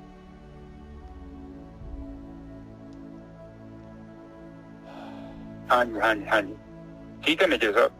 ਤੇ ਇਹ ਅਸਲ ਚ ਸਾਧ ਸੰਗਤ ਜੀ ਪਤਾ ਕੀ ਹੁੰਦਾ ਵਾ ਕਿ ਜਿੱਦਾਂ ਮਤਲਬ ਜਦੋਂ ਆਪਣਾ ਅੰਤਰਾ ਸ਼ੁੱਧ ਹੁੰਦਾ ਨਾ ਤੇ ਸਾਡੀ ਦ੍ਰਿਸ਼ਟੀ ਚੇਂਜ ਹੋ ਜਾਂਦੀ। ਮਤਲਬ ਅਸੀਂ ਜਿਹੜੀਆਂ ਚੀਜ਼ਾਂ ਨੂੰ ਉਨੀ ਗਹਿਰਾਈ ਨਾਲ ਨਹੀਂ ਨਾ ਵੇਖਦੇ, ਉਸ ਜਿੱਦਾਂ ਮਤਲਬ ਜਦੋਂ ਆਪਣਾ ਅੰਤਰਾਕਰਨ ਸ਼ੁੱਧ ਹੁੰਦਾ ਗਿਆ ਨਾ ਤੇ ਅਸੀਂ ਚੀਜ਼ਾਂ ਨੂੰ ਬੜੇ ਉਹਦੇ ਅਸਲੀ ਰੂਪ 'ਚ ਦੇਖ ਪਾਉਂਦੇ ਹਾਂ, ਕਿਉਂਕਿ ਧੁੰਦ ਖਤਮ ਹੋ ਗਈ ਨਾ। ਪਹਿਲਾਂ ਤੇ ਸਾਨੂੰ ਆਪਣੇ ਕੰਮ ਦਾ ਹੀ ਦਿਖਦਾ ਕਿ ਕੰਮ ਹੀ ਕੰਮ, ਪੈਸੇ ਪੈਸੇ, ਬੰਦਾ ਹਾਏ ਹਾਏ ਕਰਦਾ ਭੱਜਦਾ ਰਹਿੰਦਾ। ਅਸਲ ਦੇ ਵਿੱਚ ਜਦੋਂ ਆਪਾਂ ਸਾਧਨਾ ਕਰਦੇ ਹਾਂ, ਤੁਸੀਂ ਆਮ ਨਹੀਂ ਵੇਖਿਆ ਹੋਣਾ ਕਿ ਆਮ ਵੀ ਜੋਗੀ ਜਾਗੀ ਜੰਗਲਾਂ 'ਚ ਚੱਲ ਜਾਂਦੇ ਆ। ਕਿਉਂ ਜਾਂਦੇ ਆ? ਉਹਦਾ ਕਾਰਨ ਇਹੋ ਹੀ ਸੀ, ਕਿਉਂਕਿ ਪ੍ਰਕਿਰਤੀ ਬਹੁਤ ਚੰਗੀ ਲੱਗਦੀ ਉਹਨਾਂ ਨੂੰ, ਬੰਦਾ ਅਟਰੈਕਟ ਹੁੰਦਾ। ਔਰ ਇਹਦਾ ਇੱਕ ਹੋਰ ਵੀ ਕਾਰਨ ਹੈ, ਤੁਸੀਂ ਵੇਖੋਗੇ ਜਿਹੜਾ ਬੰਦਾ ਵਿੱਚ 5-6 ਮਹੀਨੇ ਸਾਧਨਾ ਕਰੂਗਾ, ਉਹਦਾ ਖੁਦ ਦਿਲ ਕਰੂਗਾ ਕੁਛ ਗਾਣੇ ਗਾਉਣ ਨੂੰ, ਗੁਣਗੁਣਾਉਣ ਨੂੰ। ਇਹੋ ਹੀ ਕਾਰਨ ਸੀ ਸੰਤਾਂ ਨੇ ਜਿਹੜਾ ਸੰਗੀਤ ਦੀ ਖੋਜ ਕੀਤੀ ਸੀ। ਪਹਿਲਾਂ ਸ਼ੁਰੂ ਤੋਂ ਪਹਿਲਾਂ ਜਿਹੜੇ ਗਾਣੇ ਗਾਏ ਗਏ ਸੀ ਉਹ ਪ੍ਰਮਾਤਮਾ ਦੇ ਬਾਰੇ ਗਾਏ ਗਏ ਸੀ, ਔਰ ਸੰਤਾਂ ਨੇ ਇਹ ਸਾਰਾ ਮਿਊਜ਼ਿਕ ਬਣਾਇਆ, ਸਾਡਾ ਮਿਊਜ਼ਿਕ। ਔਰ ਇਹ ਚੀਜ਼ ਬੜੀ ਰਿਲੇਟਡ ਆ। ਔਰ ਇਹ ਸਾਰੀ ਜੋ ਵੀ ਸਾਡੇ ਜੋ ਅੰਦਰ ਸ਼ੁੱਧ ਹੋ ਜਾਂਦਾ ਨਾ, ਤੇ ਫਿਰ ਹੀ ਤੇ ਸਾਨੂੰ ਆਲਾ ਦੁਆਲਾ ਚੰਗਾ ਲੱਗੂਗਾ। ਪਹਿਲਾਂ ਜੇ ਤੇ ਅਸੀਂ ਅੰਦਰੋਂ ਸਾਫ਼ ਨਹੀਂ ਆ ਤੇ ਸਾਨੂੰ, ਤੇ ਉਹ ਬਾਣੀ ਤੇ ਕਹਿੰਦੇ ਮਨ ਮੈਲੇ ਤੇ ਸਭ ਕੁਝ ਮੈਲਾ। ਜੇ ਮਨ ਮੈਲਾ ਵਾ ਤੇ ਉਹਦੇ ਲਈ ਬੇਸ਼ੱਕ ਗਾਰਡਨ ਹੈ, ਕਿੱਡਾ ਖੂਬਸੂਰਤ ਗਾਰਡਨ ਹੈ, ਤੁਹਾਨੂੰ ਗਾਰਡਨ ਦਿਖਣਾ ਹੀ ਨਹੀਂ। ਤੇ ਉਹ ਵੇਖਿਆ ਨਹੀਂ ਸੀ, ਉਹਨੇ ਇੱਕ ਕਹਾਣੀ ਹੈਗੀ ਆ, ਮੇਰੇ ਲੱਗਦਾ ਇਹ ਹਨੂੰਮਾਨ ਦੀ ਕਹਾਣੀ ਆ। ਹਨੂੰਮਾਨ ਨੂੰ ਕਹਿੰਦੇ ਸਵਾਲ ਕੀਤਾ, ਪਤਾ ਨਹੀਂ ਉੱਥੇ ਫੁੱਲ ਹੀ ਕੋਈ ਉੱਗੇ ਜਿੱਥੋਂ ਸੰਜੀਵਨੀ ਬੂਟੀ ਲੈ ਕੇ ਆਇਆ ਸੀ, ਜਾਂ ਪਤਾ ਨਹੀਂ ਕਿਤੇ ਗਿਆ, ਮੈਨੂੰ ਪੂਰਾ ਨਹੀਂ ਕਹਾਣੀ ਦਾ ਪਤਾ। ਉਹ ਜਿੱਦ ਕਰਨ ਦੇ ਸੀ ਕਿਸੇ ਦੇ ਨਾਲ, ਤੇ ਉਹ ਕਹਿੰਦੇ ਕਿ ਉਹ ਫੁੱਲਾਂ ਦਾ ਰੰਗ ਕਿੱਦਾਂ ਦਾ? ਉਹ ਕਹਿੰਦਾ ਲਾਲ। ਉਹ ਕਹਿੰਦਾ ਲਾਲ ਮਤਲਬ ਕਿੱਦਾਂ? ਹੁਣ ਉਹ ਕਹਿੰਦਾ ਨਹੀਂ, ਉਹ ਦੂਜਾ ਕਵੇ ਕਿ ਉਹ ਫੁੱਲਾਂ ਦਾ ਰੰਗ ਚਿੱਟਾ। ਉਹ ਕਹਿੰਦਾ ਚਿੱਟਾ ਕਿੱਦਾਂ? ਉਹ ਤੇ ਲਾਲ ਸੀ, ਮੈਂ ਉੱਥੇ ਫਲਾਣੇ ਪਹਾੜ ਤੇ ਜਾ ਕੇ ਵੇਖ ਗਿਆ। ਹੁਣ ਉਹ ਸਵਾਲ ਕਰਦਾ ਫਿਰ ਅਸਕੇ ਕੋ ਪਹੁੰਚਿਆ, ਫਿਰ ਉਹਨੇ ਦੱਸਿਆ ਕਿ ਇਹ ਕੀ ਰੰਗ ਆ ਉਹਨਾਂ ਫੁੱਲਾਂ ਦਾ। ਉਹ ਕਹਿੰਦਾ ਚਿੱਟਾ ਰੰਗ। ਉਹ ਕਹਿੰਦਾ ਕਿ ਤੂੰ ਵੀ ਸੱਚਾ ਵਾ ਹਨੂੰਮਾਨ, ਕਿਉਂਕਿ ਉਦੋਂ ਪਤਾ ਨਹੀਂ ਕੁਝ ਏਦਾਂ ਦੀ ਘਟਨਾ ਹੋ ਗਈ ਸੀ, ਤੇਰੀਆਂ ਅੱਖਾਂ 'ਚ ਲਹੂ ਉਤਰ ਆਇਆ ਹੈ, ਉਸ ਕਰਕੇ ਤੈਨੂੰ ਜਿਹੜੇ ਫੁੱਲ ਵੀ ਜਿਹੜੇ ਚਿੱਟੇ ਸੀ ਉਹ ਲਾਲ ਹੀ ਦਿਖਦੇ ਪਏ। ਜਦੋਂ ਬੰਦੇ ਨੂੰ ਕ੍ਰੋਧ ਚੜ ਜਾਂਦਾ ਨਿੱਜਰ ਸਾਹਿਬ, ਉਹਨੂੰ ਸਾਰਾ ਆਲਾ ਦੁਆਲਾ ਵੀ ਉਹਨੂੰ ਉਦਾਂ ਦਾ ਨਜ਼ਰ ਆਉਂਦਾ ਨਾ, ਉਹਨੂੰ ਚੰਗਾ ਥੋੜੀ ਲੱਗਦਾ ਕੋਈ। ਬਿਲਕੁਲ। ਮੇਰੀ ਆਵਾਜ਼ ਆ ਰਹੀ ਨਿੱਜਰ ਸਾਹਿਬ? ਹਾਂਜੀ ਹਾਂਜੀ ਬਿਲਕੁਲ। ਹਾਂ, ਉਹ ਅਸਲ ਦੇ ਵਿੱਚ ਜਿੱਦਾਂ ਤਾਂ ਆਪਣੇ ਅੰਤਰਾਕਰਨ 'ਚ ਹੈਗਾ ਨਾ, ਜਿੱਦਾਂ ਤੇ ਅਸੀਂ ਅੰਦਰੋਂ ਆ, ਸਾਨੂੰ ਦੁਨੀਆ ਉਦਾਂ ਦੀ ਦਿਖਾਈ ਦੇਣੀ ਆ। ਸੁਹਾਵਣੀ ਦੇਖੋ, ਸੁਹਾਵਣੀ ਦਾ ਮਤਲਬ ਹੈ ਕਿ ਜੇ ਅਸੀਂ ਅੰਦਰੋਂ ਸ਼ਾਂਤੀ ਆ ਤੇ ਤਾਂ ਹੀ ਸਾਨੂੰ ਆਲਾ ਦੁਆਲਾ ਵੀ ਚੰਗਾ ਲੱਗੂਗਾ ਨਾ, ਚਾਹੇ ਆਪਣਾ ਸਰੀਰ ਆ ਜਾਂ ਚਾਹੇ ਪ੍ਰਕਿਰਤੀ ਆ, ਕੋਈ ਵੀ ਚੀਜ਼ ਹੈ। ਜੇਕਰ ਅਸੀਂ ਅੰਦਰੋਂ ਅਸ਼ਾਂਤ ਹੈਗੇ ਆ ਤੇ ਸਾਨੂੰ ਕਿੱਥੇ ਚੰਗਾ ਲੱਗਣਾ? ਸਾਨੂੰ ਤਾਂ ਪਤਾ ਵੀ ਨਹੀਂ ਸੂਰਜ ਚੜਿਆ, ਜੇ ਸੂਰਜ ਡੁੱਬ ਗਿਆ, ਜਾਂ ਰਾਤ ਹੋ ਗਈ, ਉੱਪਰ ਤਾਰੇ ਚੜੇ ਨੇ। ਇਹ ਤੇ ਬੰਦਾ ਉਹੀ ਵਹਿੰਦਾ ਨਾ ਜਿਹੜਾ ਬੰਦਾ ਪ੍ਰਕਿਰਤੀ ਨੂੰ। ਕੌਣ ਵਹਿੰਦਾ ਹੈ? ਜਿਹੜਾ ਬੰਦਾ ਅੰਦਰੋਂ ਸ਼ਾਂਤ ਆ। ਜਿਹੜਾ ਬੰਦਾ ਅਸ਼ਾਂਤ ਹੈਗਾ ਉਹਨੂੰ ਤੇ ਗਾਰਡਨ ਦਿਖਦਾ ਹੀ ਨਹੀਂ, ਉਹ ਤਾਂ ਭੱਜਿਆ ਹੀ ਜਾਂਦਾ। ਉਹਨੂੰ ਲਾਗੇ ਬੜੇ ਲੋਕੀ ਆਵਾਜ਼ਾਂ ਵੀ ਮਾਰਦੇ, ਉਹ ਸੁਣਦਾ ਹੀ ਨਹੀਂ ਕਿਸੇ ਦੀ ਗੱਲ। ਜਦੋਂ ਆਪਾਂ ਅੰਦਰੋਂ ਸ਼ਾਂਤ ਹੁੰਦੇ ਜਾਂਦੇ ਆ ਤੇ ਸਾਨੂੰ ਪ੍ਰਕਿਰਤੀ ਆਪਣੇ ਅੰਦਰ ਸ਼ਾਂਤੀ ਦੇ ਨਾਲ ਬਾਹਰ ਵੀ ਜਿਹੜੀ ਆ ਉਹ ਕੁਦਰਤ ਦਾ ਨਜ਼ਾਰਾ ਨਜ਼ਰ ਆਉਂਦਾ ਹੈ, ਜੋ ਉਹਦਾ ਜਥਾਰਕ ਰੂਪ ਹੈਗਾ। ਠੀਕ ਹੈ ਨਿੱਜਰ ਸਾਹਿਬ, ਅੱਗੇ ਬੋਲੀਏ। ਨਾਨਕ ਨਾਮ ਵਿਹੂਣਿਆ ਤਿੰਨ ਤਨ ਖਾਵੇਂ ਕਾਉ। ਜਿਹੜੇ ਨਾਮ ਤੋਂ ਸਖਣੇ ਹੈਗੇ, ਨਾਮ ਤੋਂ ਵਿਹੂਣ ਹੈਗੇ, ਧਿਆਨ ਸਿਮਰਨ ਨਹੀਂ ਕਰਦੇ, ਉਹਨਾਂ ਦਾ ਫਿਰ ਮਨੁੱਖੀ ਸਰੀਰ ਜਿਹੜਾ ਹੈਗਾ, ਜੋ ਇਹ ਚਾਂਸ ਮਿਲਿਆ ਆ, ਇਹਨੂੰ ਜਿਹੜਾ ਹੈਗਾ ਕਾਮ ਕ੍ਰੋਧ ਲੋਭ ਮੋਹ ਹੰਕਾਰ ਦੇ ਜਿਹੜੇ ਕਾਂ ਹੈਗੇ, ਇਹ ਨੋਚ ਕੇ ਖਾ ਜਾਂਦੇ ਆ। ਹਾਂਜੀ ਹਾਂ ਬਸ ਠੀਕ ਹੈ ਜੀ। ਕਹਿੰਦੇ ਕਿ ਨਾਮ ਤੋਂ ਜਿਹੜਾ ਬੰਦਾ ਵਿਹੂਣਾ ਮਤਲਬ ਹੁੰਦਾ ਹੈ ਕਿ ਜਿਹੜਾ ਬੰਦਾ ਨਾਮ ਤੋਂ ਬਗੈਰ ਪਰਮਾਤਮਾ ਸਖਣਾ ਕਹਿ ਲਓ, ਜਿੱਦਾਂ ਮਤਲਬ ਨਾਮ ਤੋਂ ਸਖਣਾ ਜਿਹੜਾ ਬੰਦਾ ਹੁੰਦਾ ਹੈ ਨਾ, ਉਹਦਾ ਤਨ ਖਾਓ ਕਾਉ। ਹੁਣ ਕਾਉ ਉਹਦੇ ਕਹਿੰਦੇ ਆ ਕਿ ਉਹ ਬੰਦੇ ਨੂੰ ਕਾਮ ਕ੍ਰੋਧ ਲੋਭ ਮੋਹ ਹੰਕਾਰ ਜਿਹੜੇ ਆ ਉਹਨੂੰ ਘੇਰਾ ਪਾ ਲੈਂਦੇ। ਬਿਲਕੁਲ। ਔਰ ਉਹਦੀਆਂ ਕੀ ਕਰਦੇ ਆ, ਉਹਦੀਆਂ ਬੋਟੀਆਂ ਕੱਢ ਕੇ ਖਾਂਦੇ ਸਰੀਰ ਜਿਉਂਦੇ ਦੀਆਂ। ਜਿਉਂਦਾ ਤੁਹਾਨੂੰ ਪਤਾ ਨਹੀਂ ਸਾਧ ਸੰਗਤ ਜੀ, ਇਹਦੇ ਕਾਂ ਹੈਗੇ ਆ, ਕਾਮ ਕ੍ਰੋਧ ਲੋਭ ਮੋਹ ਹੰਕਾਰ, ਇਹ ਜਿਉਂਦੇ ਬੰਦੇ ਦੇ ਨਾ ਬੋਟੀਆਂ ਕੱਢਦੇ ਉਹਦੇ ਸਰੀਰ ਤੋਂ। ਉਹ ਬੰਦਾ ਬੇਸ਼ਰਮ ਹੋ ਕੇ ਜੋ ਮਰਜ਼ੀ ਕਹੀ ਜਾਵੇ, ਪਰ ਇਹ ਜਿਹੜੇ ਔਕਣੇ ਜਦੋਂ ਬੰਦੇ ਦੇ ਅੰਦਰ ਆਉਂਦੇ ਆ ਤੇ ਇਹ ਕਾਂ ਦੇ ਵਾਂਗੂ ਸਾਨੂੰ ਨੋਚਦੇ ਅੰਦਰੋਂ, ਸਾਨੂੰ ਖਾਂਦੇ ਆ। ਔਰ ਬੰਦੇ ਨੂੰ ਪਤਾ ਨਹੀਂ ਲੱਗਦਾ ਕਿ ਮੇਰੀ ਸ਼ਕਤੀ ਕਿੱਧਰ ਜਾ ਰਹੀ ਹੈ, ਔਰ ਇਹ ਚੀਜ਼ਾਂ ਤੁਹਾਡੀ ਸ਼ਕਤੀ ਦੀ ਜਾਂਦੀਆਂ ਸਾਰਾ। ਹੁਣ ਵੇਖੋ, ਬੰਦਾ ਫਿਰ ਹੰਕਾਰ ਦੀਆਂ ਗੱਲਾਂ ਕਰਦਾ, ਮੇਰਾ ਜੀਵਨ, ਮੇਰੀ ਜ਼ਿੰਦਗੀ, ਮੇਰੇ ਅਸੂਲ, ਮੇਰਾ ਤਰੀਕਾ, ਮੇਰਾ ਰਸਤਾ ਸਹੀ ਹੈ, ਮੇਰਾ ਸਟਾਈਲ ਬਹੁਤ ਵਧੀਆ ਵਾ, ਮੇਰਾ ਆਈਡੀਆ ਬੜਾ ਵਧੀਆ। ਇਹ ਸਭ ਤੇ ਹੋਮੇ ਹੀ ਆ।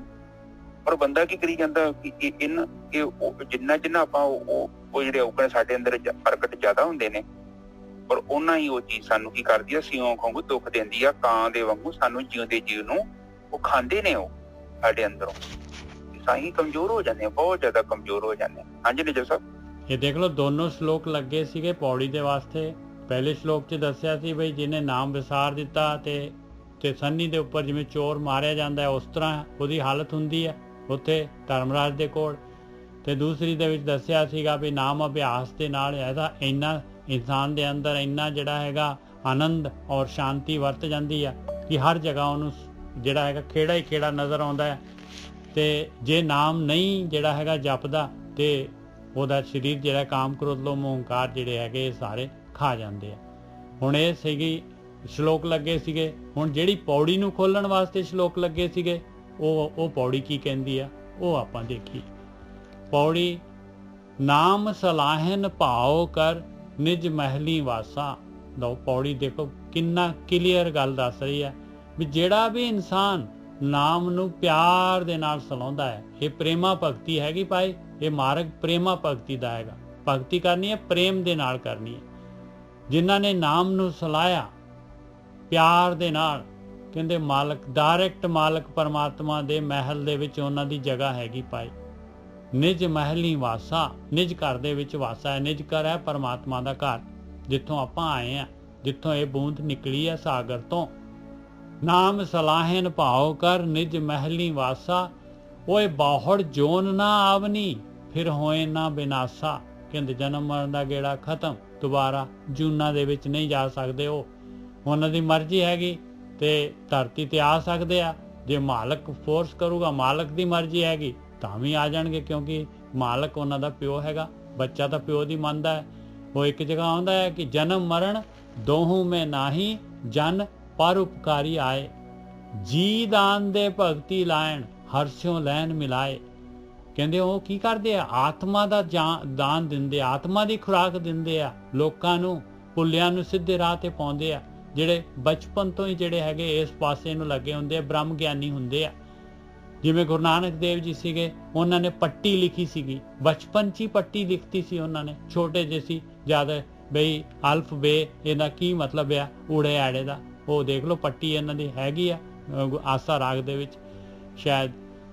ਤੇ ਓਏ ਬਾਹੜ ਜੋਨ ਨਾ ਆਵਨੀ ਫਿਰ ਹੋਏ ਨਾ ਬਿਨਾਸਾ, ਹਰ ਸੇਤੀ ਰੰਗ ਰਵ ਰਹੇ ਸਭ ਸਾਸ ਗਿਰਾਸਾ। ਦੇਖ ਲਓ ਜਿੰਨਾ ਵੀ ਉਹ ਸਾਸ, ਜਿੰਨੇ ਵੀ ਸਵਾਸ ਹੈਗੇ ਉਹਨਾਂ ਦੇ, ਜੋ ਵੀ ਉਹ ਮਾਲਕ ਨੇ ਵਰਤਣ ਨੂੰ ਦਿੱਤਾ ਹੋਇਆ ਹੈ ਉਹਨਾਂ ਨੂੰ, ਸਾਰੇ ਦੁਨੀਆ ਦੇ ਪਦਾਰਥ ਕਹਿੰਦੇ ਸਾਰੇ ਸਾਰੇ ਪਰਮਾਤਮਾ ਦੇ ਰੰਗ ਦੇ ਵਿੱਚ ਰਵਣ ਦੇ ਵਾਸਤੇ ਲਾ ਦਿੰਦੇ ਆ। ਉਹ ਆਪਣਾ ਟਾਰਗੇਟ ਨਹੀਂ ਭੁੱਲਦੇ, ਉਹ ਆਪਣਾ ਜਿਹੜਾ ਹੈਗਾ ਮੇਨ ਮਕਸਦ ਕੀ ਹੈਗਾ ਜੀਵਨ ਦਾ, ਉਹ ਉਦੇਸ਼ ਨੂੰ ਜਿਹੜਾ ਹੈਗਾ ਭੁੱਲਦੇ ਨਹੀਂ। ਹਰ ਕਾ ਰੰਗ ਕਦੇ ਨਾ ਉਤਰੈ ਗੁਰਮੁਖ ਪ੍ਰਗਾਸਾ। ਕਹਿੰਦੇ ਉਹਨਾਂ ਨੂੰ ਪਰਮੇਸ਼ਰ ਦਾ ਰੰਗ ਜਿਹੜਾ ਐਸਾ ਪੱਕਾ ਰੰਗ, ਗੂੜਾ ਰੰਗ ਚੜ ਜਾਂਦਾ ਹੈ ਧਿਆਨ ਸਿਮਰਨ ਦਾ, ਇਹ ਕਦੀ ਵੀ ਨਹੀਂ ਉਤਰਦਾ। ਔਰ ਬ੍ਰਹਮ ਗਿਆਨੀਆਂ ਦੀ ਰਾਹੀਂ ਗੁਰਮੁਖ ਸਿਸਟਮ ਦੇ, ਗੁਰੂ ਦੀ ਮੱਤ ਦੇ ਦੁਆਰਾ ਜਿਹੜਾ ਹੈਗਾ ਇਸ ਤੇ ਚੱਲ ਕੇ, ਇਸ ਨੂੰ ਕਮਾ ਕੇ ਉਹਨਾਂ ਦੇ ਅੰਦਰ ਜੋਤ ਪ੍ਰਕਾਸ਼ ਹੋ ਜਾਂਦਾ ਹੈ। ਗੁਰਮੁਖ ਪ੍ਰਗਾਸਾ ਹੋਏ ਕਿਰਪਾ ਕਰਕੇ ਮੇਲੀਅਨ ਨਾਨਕ ਹਰ ਪਾਸਾ। ਮਾਲਕ ਨੇ ਆਇਆ, ਮਾਲਕ ਦੀ ਕਿਰਪਾ ਪਾਈ, ਉਹ ਮਾਲਕ ਕਿਰਪਾ ਕਰਕੇ ਉਹਨਾਂ ਨੂੰ ਮਿਲਾ ਲੈਂਦਾ ਆ। ਉਹ ਕਿਰਪਾ ਕਰਕੇ ਮੇਲੀਅਨ ਨਾਨਕ ਹਰ ਪਾਸਾ। ਪਰ ਮਿਲਾਇਆ ਕਿਹਦੇ ਥਰੂ ਹੈ, ਮਿਲਾਇਆ ਹੈਗਾ ਥਰੂ ਪਾਏ ਗੁਰੂ ਦੇ ਥਰੂ, ਬ੍ਰਹਮ ਗਿਆਨੀਆਂ ਦੇ ਥਰੂ। ਗੁਰੂ ਜਿਹੜਾ ਹੈਗਾ ਗੁਰਮੁਖ ਸਿਸਟਮ ਦੇ ਦੁਆਰਾ ਜਿਹੜਾ ਹੈਗਾ ਗੁਰੂ ਵਿਚੋਲਾ ਹੈਗਾ, ਬ੍ਰਹਮ ਗਿਆਨੀ ਵਿਚੋਲੇ ਹੈਗੇ, ਉਹਨਾਂ ਨੇ ਮਾਲਕ ਦੇ ਨਾਲ ਮਿਲਾ ਕੇ ਜਿਹੜਾ ਹੈਗਾ ਜਿਹੜਾ ਹੈਗਾ ਉਹ ਬਸ ਤਦ ਜਿਹੜੇ ਹੈਗੇ, ਜੇ ਆਪਾਂ ਬ੍ਰਹਮ ਗਿਆਨ ਦੇ ਪਿੱਛੇ ਲੱਗੇ ਰਵਾਂਗੇ ਤੇ ਇਹਨੇ ਮਾਲਕ ਦੇ ਨਾਲ ਮਿਲਾ ਕੇ ਆਉਣਾ ਹੈ, ਆਪਾਂ ਨੂੰ ਆਪਣੇ ਨਾਲ ਨਹੀਂ ਜੋੜਦੇ। ਇਹੀ ਨਿਸ਼ਾਨੀ ਹੁੰਦੀ ਹੈ ਭਾਈ ਬ੍ਰਹਮ ਗਿਆਨੀਆਂ ਦੀ। ਹਾਂਜੀ ਗੁਰੂ ਜੀ ਸਾਹਿਬ।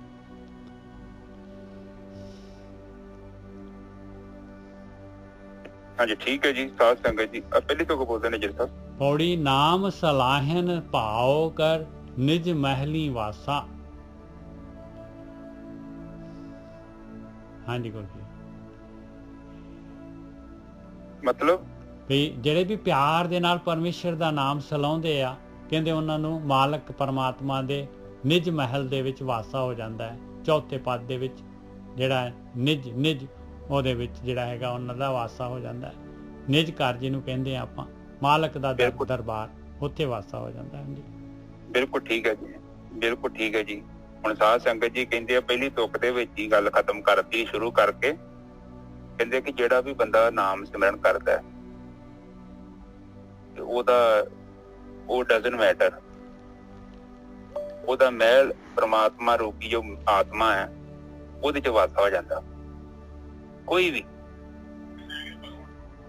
ਕਿਉਂਕਿ ਇਹ ਦੇਖੋ, ਜਦੋਂ ਆਪਾਂ ਪਿਆਰ ਦੇ ਨਾਲ ਪ੍ਰਮਾਤਮਾ ਦਾ ਧਿਆਨ ਸਿਮਰਨ ਕਰਦੇ ਹਾਂ, ਹੁਣ ਆਪਾਂ ਕੀ ਕਰ ਰਹੇ ਹਾਂ, ਆਪਾਂ ਤੇ ਉਹਦੇ ਨਾਲ ਰਿਸ਼ਤਾ ਹੀ ਬਣਾਉਣਾ ਚਾਹੁੰਦੇ ਹਾਂ, ਉਹਦੇ ਲਈ ਕੋਸ਼ਿਸ਼ ਕਰ ਰਹੇ ਹਾਂ। ਤੇ ਜਦੋਂ ਆਪਾਂ ਉਹਦੇ ਪ੍ਰੇਮ ਦੇ ਵਿੱਚ ਭਿੱਜ ਕੇ ਔਰ ਉਹਦਾ ਨਾਮ ਅਸੀਂ ਜਪਦੇ ਹਾਂ, ਨਾਮ ਸਲਾਉਣਾ ਦਾ ਮਤਲਬ ਇੱਥੇ ਹੀ ਆ, ਮਤਲਬ ਸਲਾਉਣ ਦਾ ਮਤਲਬ ਉਹਦੀ ਭਗਤੀ ਕਰ ਰਹੇ ਹਾਂ, ਧਿਆਨ ਸਿਮਰਨ ਕਰ ਰਹੇ ਹਾਂ, ਭਗਤੀ ਕਰ, ਉਹ ਭਗਤੀ ਕਰ, ਧਿਆਨ ਸਿਮਰਨ, ਭਗਤੀ ਦਾ ਮਤਲਬ ਧਿਆਨ ਸਿਮਰਨ ਕਰਨਾ। ਹੁਣ ਧਿਆਨ ਸਿਮਰਨ ਕਰਾਂਗੇ ਤੇ ਕੀ ਹੋਊਗਾ, ਸਾਡਾ ਨਿੱਜ ਘਰ ਚ, ਸਾਡਾ ਨਿੱਜ ਘਰ ਮਤਲਬ ਕਿ ਸਾਡੀ ਆਤਮਾ, ਜੋ ਸਾਡਾ ਨਿੱਜ ਘਰ ਹੈ ਉਹ ਸਾਡੀ ਆਤਮਾ ਵਾ। ਕੋਈ ਇਹ ਨਾ ਸੋਚੋ ਕਿ ਕੋਈ ਹੋਰ ਮੰਡਲ ਮੁੰਡੇ ਚ ਜਾਣਾ ਵਾ, ਉਹ ਕਦੇ ਇਹ ਨਾ ਗੱਪਾਂ ਗੁੱਪਾਂ ਸੁਣ ਲਿਆ ਕਰੋ ਲੋਕਾਂ ਦੀਆਂ, ਲੋਕੀ ਪਤਾ ਨੀ ਕਿੰਨੀਆਂ ਗੱਪਾਂ ਮਾਰੀ ਜਾਂਦੇ। ਨਿੱਜ ਘਰ ਤੋਂ ਭਾਵ ਆਤਮਾ। ਬੇਸ਼ੱਕ ਨਿੱਜਰ ਸਾਹਿਬ ਉੱਥੇ ਬੈਠੇ ਆ, ਮੈਂ ਇੱਥੇ ਬੈਠਾ, ਤੁਸੀਂ ਇੱਥੇ ਬੈਠੇ ਜੋ, ਜਿਹੜੀ ਸਾਡੇ ਅੰਦਰ ਜਿਹੜੀ ਚੇਤਨਾ ਵਾ ਉਹ ਇੱਕ ਆਤਮਾ ਵਾ। ਆਪ ਜੀ ਨੂੰ ਅੰਡਰਸਟੈਂਡ ਕਰੋ, ਜੀਵ ਹੈਗਾ ਪਰ ਜੀਵ ਨੂੰ ਵੀ ਸ਼ਕਤੀ ਆਤਮਾ ਚ ਮਿਲਦੀ ਹੈ। ਆਤਮਾ ਇੱਕੋ ਹੀ ਆ, ਇਹ ਧਰਤੀ ਦੀ ਕਹਿ ਲਓ ਜਾਂ ਸਾਰੇ ਬ੍ਰਹਮ ਦੀ ਕਹਿ ਲਓ, ਇੱਕੋ ਹੀ ਆਤਮਾ ਹੈ, ਉਹ ਪਰਮਾਤਮਾ ਹੀ ਆ। ਜਿਹੜੇ ਜੀਵ ਨੇ ਉਹ ਉਹਨਾਂ ਦੇ ਅੰਦਰ ਜਿਹੜੇ ਨੇ, ਹੁਣ ਕੋਈ ਰਜੋ ਗੁਣੀ ਆ, ਤਮੋ ਗੁਣੀ ਆ, ਕੋਈ ਸਤੋ ਗੁਣੀ ਆ, ਉਹ ਵਾਧੇ ਘਾਟੇ ਨੇ। ਇਸ ਕਰਕੇ ਹਰ ਇੱਕ ਬੰਦੇ ਦਾ ਸੁਭਾਅ ਵੱਖਰਾ। ਹੁਣ ਤੁਹਾਡਾ ਕਾਰਨ ਸਰੀਰ ਹੋਰ ਤਰ੍ਹਾਂ ਦਾ, ਮੇਰਾ ਕਾਰਨ ਸਰੀਰ ਹੋਰ ਤਰ੍ਹਾਂ ਦਾ, ਇਸ ਕਰਕੇ ਸਾਡੇ ਸੁਭਾਅ 'ਚ ਵੀ ਫਰਕ ਹੋਊਗਾ। ਇੱਕ ਬੰਦੇ ਵਰਗਾ ਦੂਜਾ ਬੰਦਾ ਨਹੀਂ ਹੈਗਾ। ਪਰ ਦੇਖ ਲਿਓ, ਕੋਈ ਤੁਹਾਨੂੰ ਤੁਹਾਡੇ ਵਰਗਾ ਬੰਦਾ ਮਿਲਣਾ ਹੀ ਨਹੀਂ। ਤੁਸੀਂ ਕਰੋੜਾਂ ਕੀ ਅਰਬਾਂ ਸਾਰੀ ਜ਼ਿੰਦਗੀ ਕੀ ਘੁੰਮ ਕੇ ਵੇਖ ਲਿਓ, ਤੁਹਾਨੂੰ ਤੁਹਾਡੇ ਵਰਗਾ ਬੰਦਾ ਨਹੀਂ ਮਿਲਣਾ। ਹਾਂਜੀ ਨਜਰ ਸਾਹਿਬ, ਬਿਲਕੁਲ ਠੀਕ ਹੈ ਜੀ। ਉਹਦੀ ਮਾਲਕ ਦੀ ਫੈਕਟਰੀ ਐਸੀ ਹੈ ਕਿ ਉਹਦੇ ਚੋਂ ਇੱਕ ਚੀਜ਼ ਜਿਹੜੀ ਬਣ ਗਈ ਹੈ, ਦੁਬਾਰਾ ਉਹ ਚੀਜ਼ ਉਸੇ ਟਾਈਪ ਦੀ ਨਹੀਂ ਬਣਦੀ, ਉਹਦੇ ਚ ਫਰਕ ਹੋਏਗਾ। ਹਾਂ, ਕਿਉਂਕਿ ਕੁਦਰਤ ਨੇ ਤੇ ਕੋਈ ਤੁਹਾਡੀ ਸ਼ਕਲ ਵੀ ਨਹੀਂ ਇੱਕ ਦੂਜੇ ਵਰਗੀ ਬਣਾਈ, ਉਹ ਵੱਖਰੀ ਗੱਲ। ਸਾਡਾ ਖੂਨ ਸਾਰਿਆਂ ਦਾ ਬਰਾਬਰ ਹੈ, ਹੱਡੀਆਂ ਵੀ ਸਾਰੀਆਂ ਦੀਆਂ ਸੇਮ ਹੀ ਤਰੀਕੇ ਤੋਂ ਬਣੀਆਂ ਨੇ। ਅਸੀਂ ਅੰਦਰੋਂ ਤੋਂ ਬਾਹਰੋਂ ਵੱਖਰੋ ਵੱਖਰੀ ਹਾਂ। ਪਰ ਇਹ ਚੀਜ਼ ਨੂੰ ਆਪ ਅੰਡਰਸਟੈਂਡ ਕਰੋ। ਤਾਂਹੀਓ ਤੇ ਬਾਣੀ ਚ ਕਹਿਣਾ ਪਿਆ, ਅਸੰਖ ਚੋਰ ਹਰਾਮ ਖੋਰ। ਕਿ ਹੈ ਸਾਰੇ ਇਨਸਾਨ ਦਿਖਣੋਂ ਦਿਖਦੇ ਨੇ, ਪਰ ਅੰਦਰੋਂ ਇਨਸਾਨ ਨਹੀਂ ਹੁੰਦੇ ਲੋਕ। ਬਾਹਰੋਂ ਇਨਸਾਨ ਦਿਖਦੇ ਨੇ, ਪਰ ਅੰਦਰੋਂ ਕਿਤੇ ਕਿੱਦਾਂ ਦਾ ਬੰਦਾ ਬੈਠਾ, ਉਹਦਾ ਕਾਰਨ ਸਰੀਰ ਕਿੱਦਾਂ ਦਾ, ਔਰ ਉਹ ਬੰਦਾ ਉਹ ਚੀਜ਼ ਨੇ ਉਹਨੂੰ ਉਧਰ ਹੀ ਖਿੱਚਣਾ ਵਾ ਜਿਹੜਾ ਉਹਦਾ ਕਾਰਨ ਸਰੀਰ ਆ। ਤੁਸੀਂ ਉਹਨੂੰ ਕਹਿਤਾ ਸੀ, ਉਹਨੇ ਮੇਰਾ ਧਰੂ ਭਗਤ ਨੇ ਕਹਿਤਾ ਸੀ ਸੂਰ ਨੂੰ, ਇਹਨੂੰ ਆਪਾਂ ਬੈਕੁੰਠ ਚ ਲੈ ਜਾਂਦੇ ਹਾਂ। ਤੇ ਸੂਰ ਨੇ ਕੋਈ ਜਵਾਬ ਕੀਤਾ, ਕਹਿੰਦਾ ਕਿ ਮੈਨੂੰ ਉੱਥੇ ਬਿਸਟਾ ਮਿਲੂਗੀ ਖਾਣ ਵਾਸਤੇ ਬੈਕੁੰਠ ਦੇ ਵਿੱਚ। ਉਹ ਕਹਿੰਦਾ ਮੈਨੂੰ ਬਹੁਤ ਚੰਗੀ ਲੱਗਦੀ ਹੈ, ਮੈਂ ਤੇਰੇ ਬੈਕੁੰਠ ਨੂੰ ਕੀ ਕਹਿਣਾ। ਤੁਸੀਂ ਇੱਕ ਕੀੜੇ ਨੂੰ ਪੁੱਛੋ ਕਿ ਆ ਤੈਨੂੰ ਚੰਗੀ ਜਗ੍ਹਾ ਚ ਲੈ ਜਾਈਏ, ਉਹ ਕਹਿੰਦਾ ਕਿਹੜਾ ਚੰਗੀ ਜਗ੍ਹਾ। ਨਹੀਂ ਕਹਿੰਦੇ ਨਹੀਂ, ਇਹ ਗੰਦੀ ਜਗ੍ਹਾ ਹੈ, ਗੰਦ ਮੰਦ ਚ ਨਾ ਪਾਉ। ਉਹ ਕਹਿੰਦਾ ਇਹ ਤੇ ਮੈਂ ਲੱਭਣੇ ਆ, ਇਹ ਮੇਰੇ ਲਈ ਤੇ ਜੰਨਤ ਹੈਗੀ ਹੈ। ਤੁਸੀਂ ਸਮਝਾਓ, ਸਮਝਦਾ ਤੁਹਾਡੀ ਗੱਲ। ਇਹ ਚੀਜ਼ ਨੂੰ ਆਪ ਅੰਡਰਸਟੈਂਡ ਕਰੋ, ਕਿਉਂਕਿ ਤਾਂ ਮੋਹ ਉੱਥੇ ਆ। ਜਿੱਦਾਂ ਆਪਾਂ ਬੜਾ ਸੋਚਦੇ ਹਾਂ ਨਾ, ਅਸੀਂ ਬੜੇ ਸੌਖੇ ਹਾਂ, ਇਸੇ ਤਰ੍ਹਾਂ ਜਿਹੜੇ ਜਾਨਵਰ ਉਹ ਵੀ ਬੜੇ ਸੌਖੇ ਨੇ, ਉਹ ਮੋਹ ਚ ਬੈਠੇ ਨੇ।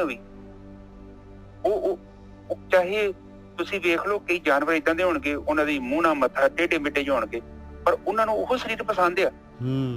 ਬਿਲਕੁਲ। ਉਹ ਨਹੀਂ ਚਾਹੁੰਦਾ ਕਿ ਮੈਂ ਤੁਹਾਡੇ ਨੂੰ ਬੰਦਾ ਬਣ ਜਾ। ਉਹ ਸੋਚਦੇ ਪਤਾ ਨੀ ਕਿੱਦਾਂ ਦੇ ਜਾਨਵਰ ਹੈਗੇ, 2 ਲੱਤਾਂ ਲੱਗੀਆਂ ਉਹਨਾਂ ਨੂੰ। ਨਿੱਜਰ ਸਾਹਿਬ ਬਿਲਕੁਲ ਠੀਕ ਹੈ ਜੀ। ਮਾਲਕ ਨੇ ਇਹੀ ਤਾਂ ਵਰਦਾਨ ਹੈ ਮਾਲਕ ਦਾ, ਕਹਿੰਦਾ ਜਿਹਨੂੰ ਜਿਹੜਾ ਸਰੀਰ ਦਿੱਤਾ ਉਹ ਕੀ ਸੋਚਦੇ ਸਾਡੇ ਪ੍ਰਤੀ ਹੈ। ਮਾਲਕ ਜਿਹੜਾ ਸਰੀਰ ਦਿੱਤਾ ਹੈ ਨਾ, ਹਰੇਕ ਜਿਹੜਾ ਹੈਗਾ ਉਹ ਉਸੇ ਚ ਖੁਸ਼ ਆ। ਕਹਿੰਦਾ ਮੈਂ ਇਹੀ ਚਾਹੁੰਦਾ ਆ, ਬਸ ਕੋਈ ਵੀ ਜਿਹੜਾ ਸਰੀਰ ਛੱਡਣਾ ਨਹੀਂ ਚਾਹੁੰਦਾ। ਇੰਨਾ ਮਾਲਕ ਨੇ ਬਣਾਇਆ, ਡਿਜ਼ਾਈਨ ਇੰਨਾ ਵਧੀਆ ਬਣਾਇਆ। ਨਿੱਜਰ ਸਾਹਿਬ, ਇਹ ਮੋਹ ਪੈ ਜਾਂਦਾ ਵਾ ਬੰਦੇ ਦਾ, ਉਹਨੂੰ ਨੀ ਪਤਾ। ਉਹ ਸੋਚਦਾ ਕਿ ਪਤਾ ਨੀ 2 ਪੈਰਾਂ ਵਾਲੇ ਜਾਨਵਰ ਤੁਰਿਆ ਫਿਰਦਾ ਵਾ, ਨਾ ਇਹਦੇ ਦੰਦ ਵੱਡੇ ਆ, ਕੀਤਾ ਕਿੱਦਾਂ ਦਾ ਜਾਨਵਰ ਹੈ। ਪਰ ਅਸੀਂ ਬੜੇ ਸੈਟੇ ਆ। ਹੁਣ ਖੋਤਾ ਵੇਖੇ ਤੇ ਖੋਤਾ ਵੀ ਇੱਕ ਸਾਡੇ ਦੰਦ ਕੱਢਣੇ ਉਹਨੇ। ਉਹ ਸੋਚਦਾ ਕਿ ਮੈਂ ਓਕੇ ਰਿਪੋਰਟ ਆ, ਮੈਂ ਫਿੱਟ ਆ, ਇਹ ਪਤਾ ਨੀ ਕਿੱਦਾਂ ਦੇ ਲੋਕ ਨੇ। ਹਰ ਕੋਈ ਬੰਦਾ ਆਪਣੀ ਨਸਲ ਚ ਖੁਸ਼ ਆ। ਬਿਲਕੁਲ ਠੀਕ ਹੈ ਜੀ। देखो परमात्मा और आत्मा सारे दी इक्को ही है। और ब्रह्म ज्ञानी जिहड़ा हुंदा है वो कल्ला परमात्मा दे घर च रहिंदा, बाकी जिन्ने भी हुंदे आ वो सब परमात्मा दे घर च नहीं रहिंदे, वो आपो अपने घर ने। हुण निज्जर साहब दा अपना घर है, मेरा अपना। एक पति पत्नी 50 साल की 70-80 साल भी इकट्ठे रह के वेख लैण, ओहदा अपना घर ते ओहदा अपना घर। वो शरीर उन्हां दे इकट्ठे हैगे आ, कंप्रोमाइज कीता है, पर दोनों दा ਵੱਖ-ਵੱਖ संसार है, वो नहीं मिलना। हाँ एडजस्ट कर सकते हो तुसीं, एडजस्ट करके तुसीं अपनी गड्डी चला सकते हो, पर जे कहोगे कि अगला जितना तुसीं चाहुंदे हो उदां बन जे, it is not possible, practical not possible. ठीक है निजर साहब? हाँ जी, बहुत जेकर आपां नूं उस दे रूह च हाँ जे तूं देखो जे सुखी होना तुसीं, जे तुसीं चाहुंदे जो सुखी होना, उस बंदे नूं उस औरत नूं उस दे रूप च स्वीकार कर लो। बस वो चाह के भी उन्हें नहीं छड़ सकदा। मैं तुहानूं दस्सां बड़ा बरीक है ਉਹਦੇ ਅੰਦਰ, ਉਹ ਤੇ सूखम है ਉਹਦੇ ਅੰਦਰ, ਉਹਦੀ ਕ੍ਰੀਏਸ਼ਨ ਇਦਾਂ ਦੀ ਬਣੀ ਹੋਈ ਹੈ। ਔਰ ਕੀ ਤੱਕ ਕਿਤੋਂ ਕਿਤਾ ਬਣਾ ਕੇ ਬੈਠਾ ਹੋ, ਕਿਤੋਂ ਦਾ ਤੁਰਿਆ ਹੋ ਅਗਲਾ। ਹੁਣ ਤੁਸੀਂ ਕਹਿੰਦੇ ਜੋ ਕਿ ਤੁਹਾਡਾ ਬੱਚਾ, ਮਾਂ ਦਾ ਸਿਰ ਤੁਹਾਡਾ ਬੱਚਾ, ਤੁਹਾਡਾ ਕੋਈ ਬੱਚਾ ਨਹੀਂ ਹੈਗਾ ਸੰਸਾਰ ਤੇ, ਇਹ ਤੇ ਸਾਰੇ ਜੀਵ ਹੈਗੇ।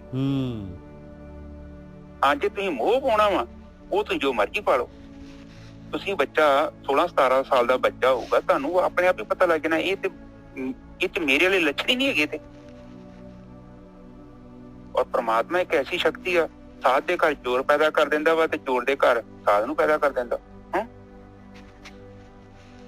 और ये फैक्ट है निजर साहब, इट इज अ फैक्ट। हाँ जी बिल्कुल ठीक है। हाँ जी अगे चलिए निजर साहब। कहंदे ओए बहुड़ जोन ना आवनी फिर होए ना विनाशा। कहंदे जेड़ा दा निज घर दे विच वासा हो गया, जेड़े मालक दे महल च पहुंच गए आ, जिन्हां दी बूंद सागर दे विच समा गई है, इत्थे शरीर दे विच ही हाले शरीर दे विच ही है, पर वो बूंद सागर दे विच मिली हुई है, ब्रह्म ज्ञान प्राप्त हो गया। कहंदे वो दोबारा जूना दे विच नहीं आउणगे भाई। होए बाहड़ जोन ना आवनी फिर होए ना विनाशा। फिर जिहड़ा हैगा जून दे विच आके फिर शरीर जिहड़ा हैगा चला गया, फिर वापस होर शरीर लै लो। कहंदे एवें दा कुछ नहीं होना उन्हां नूं। हर सेती रंग रव रहे सब सास गिरासा। कहंदे वो परमेश्वर दे नाल जिहड़ा हैगा पूरी तरह रंगे होए रवे होए मालक परमात्मा दे नाल एक मिक हैगे मालक दे नाल। कहंदे सारा सब सास गिरासा, उन्हां दे जिहड़े हैगे जिन्ने भी जिहड़े श्वास हैगे उन्हां दे, और जो भी वो दुनिया के पदार्थ लै रहे हैं, कहते वो सफल है, उन्होंने खाधा पीता सारा सफल है भाई, जेड़े इस तरीके दे नाल परमेश्वर का नाम सलाउंदे है। हाँ जी गोरखी जी।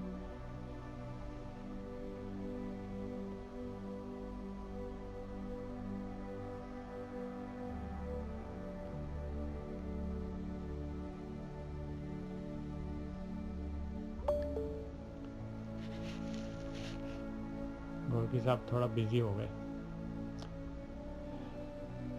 सॉरी हाँ जी साध संगत जी, ਇਹ ਵੇਖੋ ਪਹਿਲੀਆਂ ਦੋਨਾਂ ਤੁਕਾਂ ਦੇ ਵਿੱਚ ਵੇਖੋ ਕਿੰਨੀ ਗੱਲ ਕਲੀਅਰ ਹੋ ਜਾਂਦੀ। ਕਹਿੰਦੇ ਨਾਮ ਸਲਾਹ ਨਹੀਂ, ਨਿਜ ਸਾਹਿਬ ਬੋਲਦੇ ਕਿ ਨਾਮ ਸਲਾਹ ਨਹੀਂ ਹੈ ਨਾ। ਨਾਮ ਸਲਾਹਨ ਭਾਉ ਕਰ ਨਿਜ ਮਹਿਲੀ ਵਾਸਾ, ਹੋਏ ਬਹੁੜ ਜੋਨ ਨਾ ਆਵਨੀ ਫਿਰ ਹੋਏ ਨਾ ਬਿਨਾਸਾ। ਹਾਂ ਦੇਖੋ ਤੇ ਨਾਮ ਭਗਤੀ ਕੀਤੀ, ਧਿਆਨ ਸਿਮਰਨ ਕੀਤਾ ਪਿਆਰ ਦੇ ਨਾਲ, ਤੇ ਨਿਜ ਘਰ ਵਾਸਾ ਹੋ ਗਿਆ। ਕਿੱਥੇ ਵਾਸਾ ਹੋ ਗਿਆ? ਆਤਮਾ ਚ।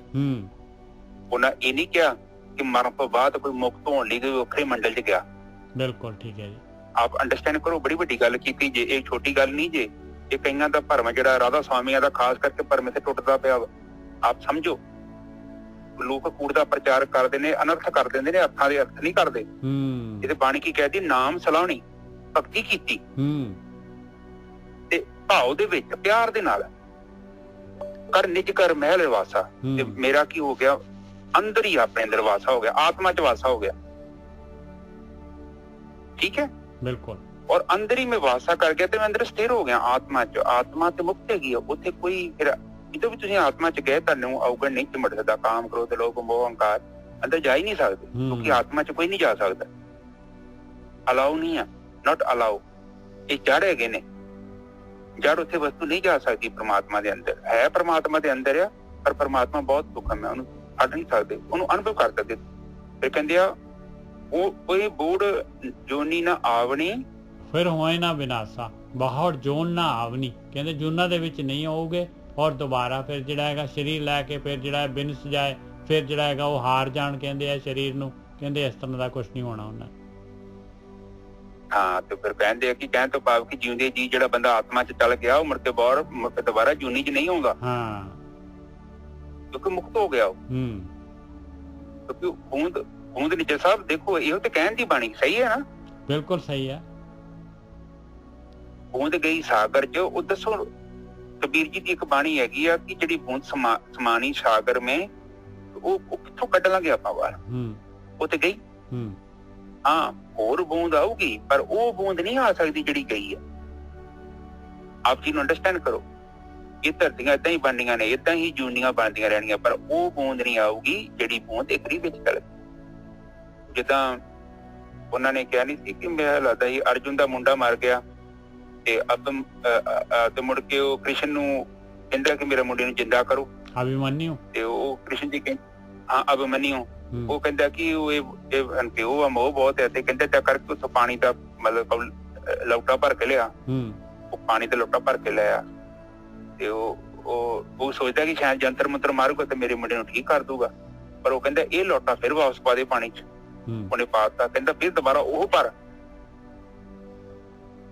ਕਹਿੰਦਾ ਉਹ ਪਾਣੀ ਕਿੱਥੋਂ ਭਰਿਆ ਜਾ ਸਕਦਾ? ਉਹ ਤੇ ਗਿਆ। ਇਸੇ ਹੀ ਤਰ੍ਹਾਂ ਜਦੋਂ ਇਹ ਆਮ ਸਧਾਰਨ ਮੌਤ ਦੀ ਨਹੀਂ ਗੱਲ ਕਰਦੇ, ਆਮ ਸਧਾਰਨ ਮੌਤ ਤੇ ਜਿਹੜੀ ਹੁੰਦੀ ਉਹ ਤੇ ਵਾਪਸ ਆ ਜਾਂਦਾ ਬੰਦਾ, ਉਹ ਕਿਉਂਕਿ ਉਹ ਸਾਗਰ 'ਚ ਗਈ ਨਹੀਂ ਅਜੇ, ਉਹ ਗਰਭ ਮੰਡਲ 'ਚ ਗਈ ਹੈ। ਪਰ ਜਦੋਂ ਸਾਡਾ ਅਸੀਂ ਆਤਮ ਤੱਤ 'ਚ ਪ੍ਰਵੇਸ਼ ਕਰ ਜਾਂਦੇ ਹਾਂ, ਉੱਥੋਂ ਵਾਪਸ ਨਹੀਂ ਆਇਆ ਜਾ ਸਕਦਾ। ਤੁਸੀਂ ਉੱਥੇ ਜਾਓਗੇ ਨਾ ਤੇ ਤੁਸੀਂ ਜਾ ਕੇ ਵੇਖ ਹੀ ਲੈਣਾ ਵਾ, ਤੁਸੀਂ 5-6 ਮਹੀਨੇ ਲਗਾਤਾਰ ਉੱਥੇ ਗਏ, ਤੁਸੀਂ ਵਾਪਸ ਆ ਹੀ ਨਹੀਂ ਸਕਦੇ, ਤੁਸੀਂ ਅਵਗਣ ਕਰ ਹੀ ਨਹੀਂ ਸਕਦੇ, ਅਵਗਣ ਤੁਹਾਨੂੰ ਛੋ ਨਹੀਂ ਸਕਦੇ, ਇੰਨਾ ਤੁਸੀਂ ਪਾਕ ਤੇ ਪਵਿੱਤਰ ਹੋ ਜਾਣਾ। ਤੇ ਫਿਰ ਉਹ ਕੀ ਹੁੰਦਾ, ਫਿਰ ਜੂਨੀਆਂ 'ਚ ਨਹੀਂ ਆਉਂਦਾ ਬੰਦਾ, ਮੁਕਤ ਹੋ ਗਿਆ। ਜਿਉਂਦੇ ਜੀ ਇਹੋ ਤੇ ਗੇਮ ਹੈ ਪ੍ਰਮਾਤਮਾ ਦੀ ਕਿ ਨਿਰਗੁਣ ਦੇ ਵਿੱਚ ਆ ਜਾ ਤੇ ਤੂੰ ਮੁਕਤ ਹੈ। ਪਰ ਇੰਨਾ ਦੂਰ ਨਹੀਂ ਹੈ ਪ੍ਰਮਾਤਮਾ। ਦੇਖੋ ਲੋਕਾਂ ਨੇ ਪਤਾ ਕੀ ਕਹਿਤਾ ਕਿ ਪ੍ਰਮਾਤਮਾ ਪਤਾ ਨਹੀਂ ਕਿੱਥੇ ਆ, ਬਾਹਰ ਪਹਾੜਾਂ ਭੂੜਾਂ 'ਚ ਹੋਰ ਧਾਰਮਿਕ ਸਥਾਨਾਂ ਤੇ ਭੱਜਾ ਫਿਰਦਾ ਇਨਸਾਨ। ਪਰ ਇਨਸਾਨ ਇੰਨੀ ਕੋਸ਼ਿਸ਼ ਨਹੀਂ ਕਰਦਾ ਕਿ ਪ੍ਰਮਾਤਮਾ ਇੰਨਾ ਕਰੀਬ ਹੈ ਉਹਦੇ, ਕਿਉਂਕਿ ਸਾਡੇ 'ਚ ਤੇ ਪ੍ਰਮਾਤਮਾ ਦੇ ਵਿੱਚ ਕੋਈ ਗੈਪ ਨਹੀਂ ਆ। ਆਪ ਜੀ ਨੂੰ ਅੰਡਰਸਟੈਂਡ ਕਰੋ, ਅਸੀਂ ਇਕੱਠੇ ਤੇ ਹੈਗੇ ਆ, ਪਰ ਹਾਂ ਜੇ ਅਸੀਂ ਬਾਹਰ ਜਾਂਦੇ ਹਾਂ ਫਿਰ ਬਹੁਤ ਜ਼ਿਆਦਾ ਗੈਪ ਹੈ, ਫਿਰ ਕਾਫੀ ਜ਼ਿਆਦਾ ਗੈਪ। ਹਾਂਜੀ ਨਜਰ ਸਾਹਿਬ ਅੱਗੇ ਬੋਲੀਏ। ਹਰ ਛੇਤੀ ਰੰਗ ਰਵ ਰਹੇ ਸਭ ਸਾਸ ਗਿਰਾਸਾ, ਕਹਿੰਦੇ ਉਹ ਤਾਂ ਜਿਹੜੇ ਹੈਗੇ ਆ ਜਿਨ੍ਹਾਂ ਦਾ ਨਿਜ ਘਰ ਦੇ ਵਿੱਚ, ਨਿਜ ਮਹਿਲ ਦੇ ਵਿੱਚ ਪਰਮਾਤਮਾ ਦੇ ਵਿੱਚ ਵਾਸਾ ਹੋ ਗਿਆ, ਕਹਿੰਦੇ ਉਹ ਤਾਂ ਪਰਮੇਸ਼ਰ ਦੇ ਨਾਲ ਇੱਕ ਮਿਕ ਹੈਗੇ ਭਾਈ। ਹਰ ਛੇਤੀ ਪਰਮਾਤਮਾ ਦੇ ਨਾਲ ਰੰਗ ਰਵ ਰਹੇ, ਰੰਗੇ ਵੀ ਗਏ ਤੇ ਰਵੇ ਹੋਏ ਆ ਪੂਰੇ, ਇੱਕ ਮਿਕ ਹੈਗੇ ਦੋਨੋਂ ਭਾਈ। ਸਭ ਸਾਸ ਗਿਰਾਸਾ, ਕਹਿੰਦੇ ਪੂਰਾ ਜਿਹੜਾ ਹੈਗਾ ਜੋ ਵੀ ਸਵਾਸ ਉਹਨਾਂ ਨੂੰ ਮਿਲੇ ਸੀਗੇ ਤੇ ਜੋ ਵੀ ਉਹਨਾਂ ਨੂੰ ਦੁਨੀਆ ਦੇ ਪਦਾਰਥ ਸੀਗੇ, ਸਾਰੇ ਦੇ ਸਾਰੇ ਉਹਨਾਂ ਦੇ ਸਫਲ ਹੈਗੇ, ਉਹ ਮਾਲਕ ਪਰਮਾਤਮਾ ਦੇ ਵਿੱਚ ਜਿਹੜੇ ਹੈਗੇ ਲੀਨ ਹੋ ਗਏ ਆ, ਰਵ ਗਏ ਆ। ਇੱਥੇ ਦੁਨੀਆ 'ਚ ਰਹਿੰਦੇ ਹੋਏ ਹੀ ਜਿਹੜੇ ਹੈਗੇ ਉਹਨਾਂ ਨੇ ਆਹ ਸਟੇਜ ਆਪਾਂ ਨੇ ਸਰੀਰ ਦੇ ਵਿੱਚ ਹੀ ਪਾਉਣੀ ਆ ਭਾਈ। ਇਹ ਨਹੀਂ ਕਿ ਸਰੀਰ ਦੇ ਬਾਅਦ ਜਿਹੜਾ ਜਾ ਕੇ ਬੂੰਦ ਨੇ ਸਾਗਰ ਦੇ ਵਿੱਚ ਰਲਣਾ ਹੈ, ਨਾ ਇੱਥੇ ਹੀ ਰਲਣਾ ਹੈ ਬੂੰਦ ਨੇ। ਆਹੀ ਚਾਂਸ ਹੈਗਾ ਭਾਈ ਇਸ ਕੰਮ ਦੇ ਵਾਸਤੇ। ਹਾਂਜੀ ਗੋਲਡੀ ਬਿਲਕੁਲ ਠੀਕ ਹੈ। ਹੁਣ ਸਾਧ ਸੰਗਤ ਜੀ ਤੁਸੀਂ ਮੇਰਾ 5-6 ਮਹੀਨੇ ਸਾਧਨਾ ਕਰਕੇ ਵੇਖ ਲਿਓ, ਜਦੋਂ ਸੁਰਤੀ ਤੁਹਾਡੀ ਆਪਣੇ ਅੰਦਰ ਠਹਿਰਨ ਲੱਗ ਪਈ, ਬਾਹਰ ਮਨ ਨਾ ਭੱਜਣ ਨਹੀਂ ਭੱਜਦਾ, ਤੇ ਬਸ ਤੁਸੀਂ ਜਿਹੜਾ ਕੰਮ ਕਰੋਗੇ ਉੱਥੇ ਤੇ ਦਵੈਸ਼ ਹੈਗਾ ਹੀ ਨਹੀਂ ਹੈ, ਦੋਹਰਾ ਭਾਵ ਤਾਂ ਹੈ ਹੀ ਨਹੀਂ। ਤੁਸੀਂ ਭਾਵੇਂ ਬੈਠੋ, ਤੁਸੀਂ ਖਲੋ, ਤੁਸੀਂ ਚੱਲੋ, ਤੁਸੀਂ ਰੋਟੀ ਖਾਓ, ਤੁਸੀਂ ਪਾਣੀ ਪੀਓ, ਉਹ ਅਵਸਥਾ ਜਿਹੜੀ ਤੁਹਾਡੇ ਤੋਂ ਅਲੱਗ ਨਹੀਂ ਹੋਣੀ। ਕਿ ਰਾਮ ਕਬੀਰਾ ਇੱਕ ਹੋ ਗਿਆ। ਪਹਿਲਾਂ ਤੁਹਾਨੂੰ ਸਾਧਨਾ 'ਚ ਸਮਾਧੀ 'ਚ ਤੁਹਾਨੂੰ ਮਿਲੂਗਾ ਉਹ ਆਨੰਦ, ਹੌਲੀ ਹੌਲੀ ਕਰਕੇ ਉਹ ਜਿਹੜੀ ਕੀ ਹੋਣਾ ਕਿ ਉਹਦੀ ਸਮਾਧੀ ਉਹ ਐਕਸਪੈਂਡ ਹੋਣੀ ਹੈ, ਤੇ ਫਿਰ ਇੱਕ ਸਮਾਂ ਆ ਜਾਣਾ ਰਾਮ ਕਬੀਰਾ ਇੱਕ ਭਇਓ ਕੋਈ ਨਾ ਸਕੇ। हाँ, ਉੱਥੇ ਦੋ ਨਹੀਂ ਹੈਗੇ, ਜਬ ਹਮ ਹੋਤੇ ਤਬ ਤੁਮ ਨਹੀਂ, ਜਬ ਤੁਮ ਹੋਤੇ ਤਬ ਹਮ ਨਹੀਂ। ਜਦੋਂ ਆਤਮਾ ਹੈ ਤੇ ਆਤਮਾ ਹੀ ਹੋਊਗੀ ਨਾ, ਫਿਰ ਮੈਂ ਥੋੜੀ ਹੋਊਂਗਾ, ਪਰ ਜਦੋਂ ਮੈਂ ਹੋਊਂਗਾ ਤਾਂ ਫਿਰ ਮੈਂ ਇਕੱਲਾ ਹੀ ਹੋਊਂਗਾ। ਇਹੋ ਬਾਣੀ ਕਹਿ ਰਹੀ ਆ ਕਿ ਜਦੋਂ ਉਹ ਸਾਸ ਗਰਾਸ ਮਤਲਬ ਉਹ ਤਾਂ ਬਹੁਤ ਗਹਿਰੀ ਗੱਲ ਹੋ ਜਾਣੀ ਆ। ਤੁਹਾਡਾ ਸਰੀਰ ਸਾਰਾ ਬ੍ਰਹਮ ਚ ਲੀਨ ਹੋ ਜਾਣਾ, ਔਰ ਤੁਸੀਂ ਬ੍ਰਹਮ ਦੇ ਵਿੱਚ ਇੰਨੇ ਗਹਿਰੇ ਚਲੇ ਜਾਣਾ ਵਾ, ਔਰ ਤੁਹਾਡੇ ਚ ਤੇ ਬ੍ਰਹਮ ਚ ਕੋਈ ਭੇਦ ਨਹੀਂ ਰਹਿ ਜਾਣਾ। ਕਿਉਂਕਿ ਜਿਉਂਦੇ ਜੀ ਹੀ ਜਿਹੜੀ ਬੂੰਦ ਆ ਸਾਗਰ ਚ ਜਾਂਦੀ, ਮਰਨ ਤੋਂ ਬਾਅਦ ਨਹੀਂ ਜਾਂਦੀ। ਇਹ ਝੂਠ ਆ। ਮਰਨ ਤੋਂ ਬਾਅਦ ਜੇ ਕੋਈ ਕਵੇ ਨਾ ਕਿ ਸਤਿਗੁਰੂ ਆਊ ਤੁਹਾਨੂੰ ਲੈ ਕੇ ਜਾਊ, ਉਹ ਸਭ ਗੱਪਾਂ ਨੇ, ਝੂਠ ਹੈ ਉਹ। ਜਿਉਂਦੇ ਜੀ ਆ ਬਾਣੀ ਵੇਖੋ ਇਹਨੂੰ ਤਸਦੀਕ ਕਰ ਰਹੀ ਹੈ। ਉਹ ਇਹ ਨਹੀਂ ਕਹਿੰਦੇ ਕਿ ਮੈਂ ਮਰ ਗਿਆ ਵਾਂ, ਦੇਖੋ ਕਿ ਉਹ ਤੋਂ ਬਾਅਦ ਪਤਾ ਨਹੀਂ ਕਿਹੜਾ ਮੈਨੂੰ ਫੜੂਗਾ ਤੇ ਮੈਨੂੰ ਅੱਗੇ ਲੈ ਕੇ ਜਾਊਗਾ। ਉਹ ਤੇ ਕਹਿਣ ਦੀ ਬਾਣੀ ਆ ਵੇਖੋ ਕਿੰਨਾ ਸਿੱਧਾ ਤੇ ਲਿਖਿਆ ਹੋਇਆ ਕਿ ਮੈਂ ਨਾਮ ਨੂੰ ਧਿਆਇਆ ਤੇ ਮੇਰਾ ਨਿੱਜ ਘਰ ਚ ਵਾਸ ਹੋ ਗਿਆ, ਆਤਮਾ ਚ ਮੇਰਾ ਵਾਸ ਹੋ ਗਿਆ। ਤੇ ਕਹਿੰਦੇ ਫਿਰ ਮੈਂ ਵੇਖੋ ਬਹੁਤ ਜੂਨੀ ਨਾ ਆਵਣੀ, ਫਿਰ ਹੋਇਆ ਹੋਏ ਨਾ ਬਿਨਾਸਾ। ਫਿਰ ਮੇਰਾ ਦੁਬਾਰਾ ਜਿਹੜਾ ਵਾ ਮਤਲਬ ਮਰਨ ਜਮਾ ਚ ਨਹੀਂ ਆਉਂਦਾ। ਤੇ ਹਰ ਛੇਤੀ ਰੰਗ ਰਵਰ ਰਹੇ ਸਭ ਸਾਸ ਗਰਾਸਾ। ਤੇ ਉਹ ਜਿਹੜਾ ਮੈਂ ਇੰਨਾ ਮੈਨੂੰ ਰੰਗ ਚੜ ਗਿਆ ਸਵਾਸ ਗਰਾਸ ਜੀ, ਉਹ ਮੈਨੂੰ ਇੱਕੋ ਹੀ ਰੰਗ ਪਰਮਾਤਮਾ ਦਾ ਰੰਗ ਚੜਿਆ ਰਹਿੰਦਾ। ਦੇਖੋ ਕਿੱਥੇ ਲਿਖਿਆ ਕਿ ਅਗੰਮ ਲੋਕ ਤੇ ਬ੍ਰਹਮ ਲੋਕ ਮੈਨੂੰ ਲੈ ਗਏ। ਕਹਿੰਦੇ ਹਰ ਅੱਗੇ ਬੋਲੋ ਨਿੱਜਰ ਸਾਹਿਬ, ਕਹਿੰਦੇ ਹਰ ਕਾ ਰੰਗ ਕਦੇ ਨਾ ਉਤਰੈ ਗੁਰਮੁਖੇ ਪ੍ਰਗਾਸਾ। ਕਹਿੰਦੇ ਗੁਰੂ ਦੇ ਰਾਹੀਂ ਬ੍ਰਹਮ ਗਿਆਨੀਆਂ ਦੀ ਰਾਹੀਂ ਇਸ ਸਿਸਟਮ ਦੇ ਵਿੱਚ ਜਿਹੜਾ ਹੈਗਾ ਮੈਂ ਬ੍ਰਹਮ ਗਿਆਨ ਜਿਹੜਾ ਲੈ ਕੇ ਔਰ ਉਸ ਦੇ ਅਨੁਸਾਰ ਜਿਹੜੀ ਹੈਗੀ ਧਿਆਨ ਸਿਮਰਨ ਕਰਨ ਦੇ ਨਾਲ ਕਹਿੰਦੇ ਮੇਰੇ ਅੰਦਰ ਪ੍ਰਕਾਸ਼ ਹੋ ਗਿਆ, ਜੋਤ ਪ੍ਰਕਾਸ਼ ਹੋ ਗਿਆ, ਆਤਮਾ ਦਾ ਪ੍ਰਕਾਸ਼ ਹੋ ਗਿਆ ਉਹਦੇ ਅੰਦਰ। ਉਹਦੀ ਸੁਰਤ ਆਤਮਾ ਦੇ ਵਿੱਚ ਟਿੱਕੀ ਜਾ ਕੇ ਹੋਏ ਕਿਰਪਾ ਕਰਕੇ ਮੇਲਿਅਨ ਨਾਨਕ ਹਰ ਪਾਸਾ। ਕਹਿੰਦੇ ਇਹ ਸਾਰਾ ਕੁਝ ਇਹ ਖੇਡ ਕਿਵੇਂ ਵਰਤ ਗਈ? ਕਹਿੰਦੇ ਮਾਲਕ ਨੇ ਕਿਰਪਾ ਕਰਕੇ ਗੁਰੂ ਦੇ ਦੁਆਰਾ ਬ੍ਰਹਮ ਗਿਆਨੀਆਂ ਦੇ ਦੁਆਰਾ ਜਿਹੜੇ ਹੈਗੇ ਆ ਇਹ ਉਹਨਾਂ ਨੂੰ ਆਪਣੇ ਨਾਲ ਮਿਲਾ ਲਿਆ, ਆਪਣੇ ਪਾਸੇ ਮਿਲਾ ਲਿਆ, ਆਪਣੇ ਨਾਲ ਮਿਲਾ ਲਿਆ, ਆਪਣੇ ਵਿੱਚ ਲੀਨ ਕਰ ਲਿਆ। ਹਾਂਜੀ ਬਿਲਕੁਲ ਠੀਕ ਹੈ ਸਾਧ ਸੰਗਤ ਜੀ। ਉਹ ਤੇ ਕਹਿੰਦੇ ਆ ਕਿ ਪਹਿਲੀ ਤੇ ਕਹਿੰਦੇ ਨਾਮ ਸਲਾਹ ਹੀ ਨਿਭਾਓ। ਪਾਓ ਕਰ ਗੁਰੂ ਦੀ ਕਿਰਪਾ ਲੈਣੀ ਹੋਵੇ ਤੇ ਤਿੰਨੀ ਤੇ ਲੈਣ ਤੋਂ ਪਕੜਨੇ, ਨਾਮ ਤੇ ਸਲਾਹ ਹੀ ਨਿਭਾਓ, ਧਿਆਨ ਸਿਮਰਨ ਕਰੋ ਤੇ ਬਾਕੀ ਸਾਰਾ ਕਾਰਜ ਆਪੇ ਹੋ ਜਾਣਾ। ਬਿਲਕੁਲ ਕਹਿਣ ਤੋਂ ਭਾਵ ਹੈ ਕਿ ਫਿਰ ਕਿਰਪਾ ਉਹਦੀ ਹੋਣੀ ਆ, ਉਹਦੀ ਕਿਰਪਾ ਥੋੜੀ ਰੁਕੀ ਹੋਈ ਆ। ਇੱਕ ਨੂੰ ਆਪ ਅੰਡਰਸਟੈਂਡ ਕਰੋ, ਉਹ ਸੂਰਜ ਨੂੰ ਚੜ੍ਹਨ ਦੀ ਥੋੜੀ ਲੋੜ ਹੈਗੀ ਆ, ਉਹ ਸਾਨੂੰ ਲੋੜ ਹੈ ਬੂਹਾ ਖੋਲਣ ਦੀ। ਉਹਦਾ ਤਾਂ ਪ੍ਰਕਾਸ਼ ਹਰ ਦਿਨ ਆਉਂਦਾ। ਅਸੀਂ ਨਾ ਬੂਹਾ ਖੋਲਾਂਗੇ ਤੇ ਕਿੱਥੋਂ ਆਜੂਗਾ ਜ਼ਬਰਦਸਤੀ ਸਾਡੇ ਘਰ? ਠੀਕ ਹੈ ਜੀ ਸਾਹਿਬ? ਬਿਲਕੁਲ ਠੀਕ ਹੈ ਜੀ। ਉਹਦੀ ਕਿਰਪਾ ਚ ਕੋਈ ਕਮੀ ਨਹੀਂ ਹੈਗੀ, ਅਸੀਂ ਨਹੀਂ ਜਾਂਦੇ। ਇਹ ਇੱਕ ਬੈਟਰ ਰਹਿੰਦਾ, ਕਹੀਂ ਉਹ ਕਿਰਪਾ ਲੈਣ ਹੀ ਨਹੀਂ ਜਾਂਦੇ। ਹੁਣ ਜਿੱਦਾਂ ਮਤਲਬ ਕੀ ਆ ਕਿ ਮੇਰੇ ਘਰੇ ਖਜ਼ਾਨਾ ਨੱਪਿਆ ਤੇ ਮੇਰੇ ਥੱਲੇ ਨੱਪਿਆ, ਮੈਂ ਪੁੱਟਦਾ ਹੀ ਨਹੀਂ। ਲੋਕੀ ਮੈਨੂੰ ਕਹਿੰਦੇ ਵੀ ਚਰਨਜੀਤ ਤੇਰੇ ਘਰੇ ਖਜ਼ਾਨਾ ਨੱਪਿਆ ਹੀ, ਉਹ ਤੇਰੇ ਬਜ਼ੁਰਗ ਬਹੁਤ ਅਮੀਰ ਪਰ ਦੱਸ ਕੇ ਨਹੀਂ ਗਏ, ਪਰ ਤੇਰੇ ਘਰੇ ਨੱਪਿਆ ਜਿੱਥੇ ਤੂੰ ਰਹਿੰਦਾ ਵਾ, ਤੂੰ ਕਾਹਨੂੰ ਇਹ ਮਾੜਾ ਮੋਟਾ ਜੀਵਨ ਬਤੀਤ ਕਰਦਾ? ਮੈਂ ਕਹਿੰਦਾ ਨਹੀਂ ਜੀ ਨਾ, ਕੁਛ ਨੀ ਖਜ਼ਾਨਾ ਫਿਰ ਹੈਗਾ। ਮੇਰੇ ਕਿਹੜੇ ਬਜ਼ੁਰਗ ਦੱਸ ਕੇ ਗਏ?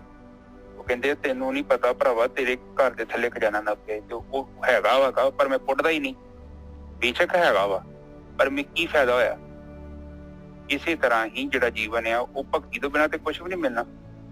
ਤੇ ਹਰ ਕਾ ਰੰਗ ਕਦੇ ਨਾ ਉਤਰੇ ਗੁਰਮੁਖ ਪ੍ਰਕਾਸ਼ਾ। ਗੁਰੂ ਦੇ ਰਾਹੀਂ ਪ੍ਰਕਾਸ਼ ਹੋ ਜਾਂਦਾ। ਹਾਂ ਤੇ ਵੇਖ ਲਓ ਸੰਗਤ ਮਿਲ ਜਾਂਦੀ, ਉਹ ਭੇਦ ਦੱਸ ਦਿੰਦੀ ਹੈ ਤੇ ਫਿਰ ਐਸਾ ਅੰਦਰ ਪ੍ਰਕਾਸ਼ ਚੜ ਜਾਂਦਾ ਵਾ, ਤੁਹਾਡੇ ਅੰਦਰ ਪ੍ਰਕਾਸ਼ ਪੈਦਾ ਹੋ ਰਿਹਾ ਸਾਰਿਆਂ ਦੇ ਅੰਦਰ। ਤੇ ਫਿਰ ਕੀ ਹੁੰਦਾ ਕਿ ਐਸਾ ਰੰਗ ਤੁਹਾਡੇ ਤੇ ਚੜ ਜਾਣਾ, ਉਹਨੇ ਉਤਰਨਾ ਥੋੜੀ ਹੈ ਤੁਹਾਡੇ ਤੋਂ। ਉਹ ਰੰਗ ਬੜਾ ਖਤਰਨਾਕ ਹੈ, ਉਹ ਤੇ ਗੂੜਾ ਹੋਈ ਜਾਂਦਾ। ਅੱਜ ਹੋਰ ਕੱਲ ਹੋਰ, ਉਹਨੇ ਹੋਰ ਗੂੜਾ ਹੋ ਜਾਣਾ, ਗੂੜਾ ਹੋ ਜਾਣਾ, ਗੂੜਾ ਹੋ ਜਾਣਾ। ਇੰਨਾ ਗੂੜਾ ਰੰਗ ਆ, ਉਹਨੇ ਦੂਜੇ ਰੰਗ ਸਾਰੇ ਫਿੱਕੇ ਕਰ ਦੇਣੇ। ਪਰ ਇੱਕ ਟਾਈਮ ਆਉਣਾ ਵਾ ਉਹਦਾ ਹੀ ਰੰਗ ਰਹਿ ਜਾਣਾ, ਸਾਰੇ ਨਕਲੀ ਰੰਗ ਉਤਰ ਜਾਣੇ ਮਾਇਆ ਦੇ। ਇਹੋ ਹੀ ਪ੍ਰਮਾਤਮਾ ਨੇ ਏਦਾਂ ਦਾ ਹੀ ਸਿਸਟਮ ਬਣਾਇਆ ਵਾ। ਆਤਮ ਗਿਆਨ 1 ਮਿੰਟ ਚ ਪ੍ਰਾਪਤ ਨਹੀਂ ਹੋ ਜਾਂਦਾ। ਵੈਸੇ ਉਹ ਕਹਿ ਦਿੰਦੀ ਆ, ਲਿਖਿਆ ਵਾ ਹਰ ਜਗ੍ਹਾ ਤੇ ਲਿਖਿਆ, ਗੁਰੂ ਗ੍ਰੰਥ ਸਾਹਿਬ ਚ ਲਿਖਿਆ ਕਿ ਉਹ ਕਿਰਕਾਵ ਦੇ ਵਿੱਚ ਨਿੱਜਰ ਸਾਹਿਬ ਲਿਖਿਆ ਨਾ ਕਿ ਰਾਜੇ ਜਨਕ ਨੂੰ ਗਿਆਨ ਹੋ ਗਿਆ। ਹਾਂ, ਏਕ ਚਿਤ ਜਿਨ ਏਕ ਚਿੰਤ ਆਇਓ, ਕਾਲ ਫਾਸ ਕੇ ਵਿੱਚ ਨਾ ਆਇਓ, ਇਸ ਤਰ੍ਹਾਂ ਵੀ ਹੁੰਦਾ ਹੈ।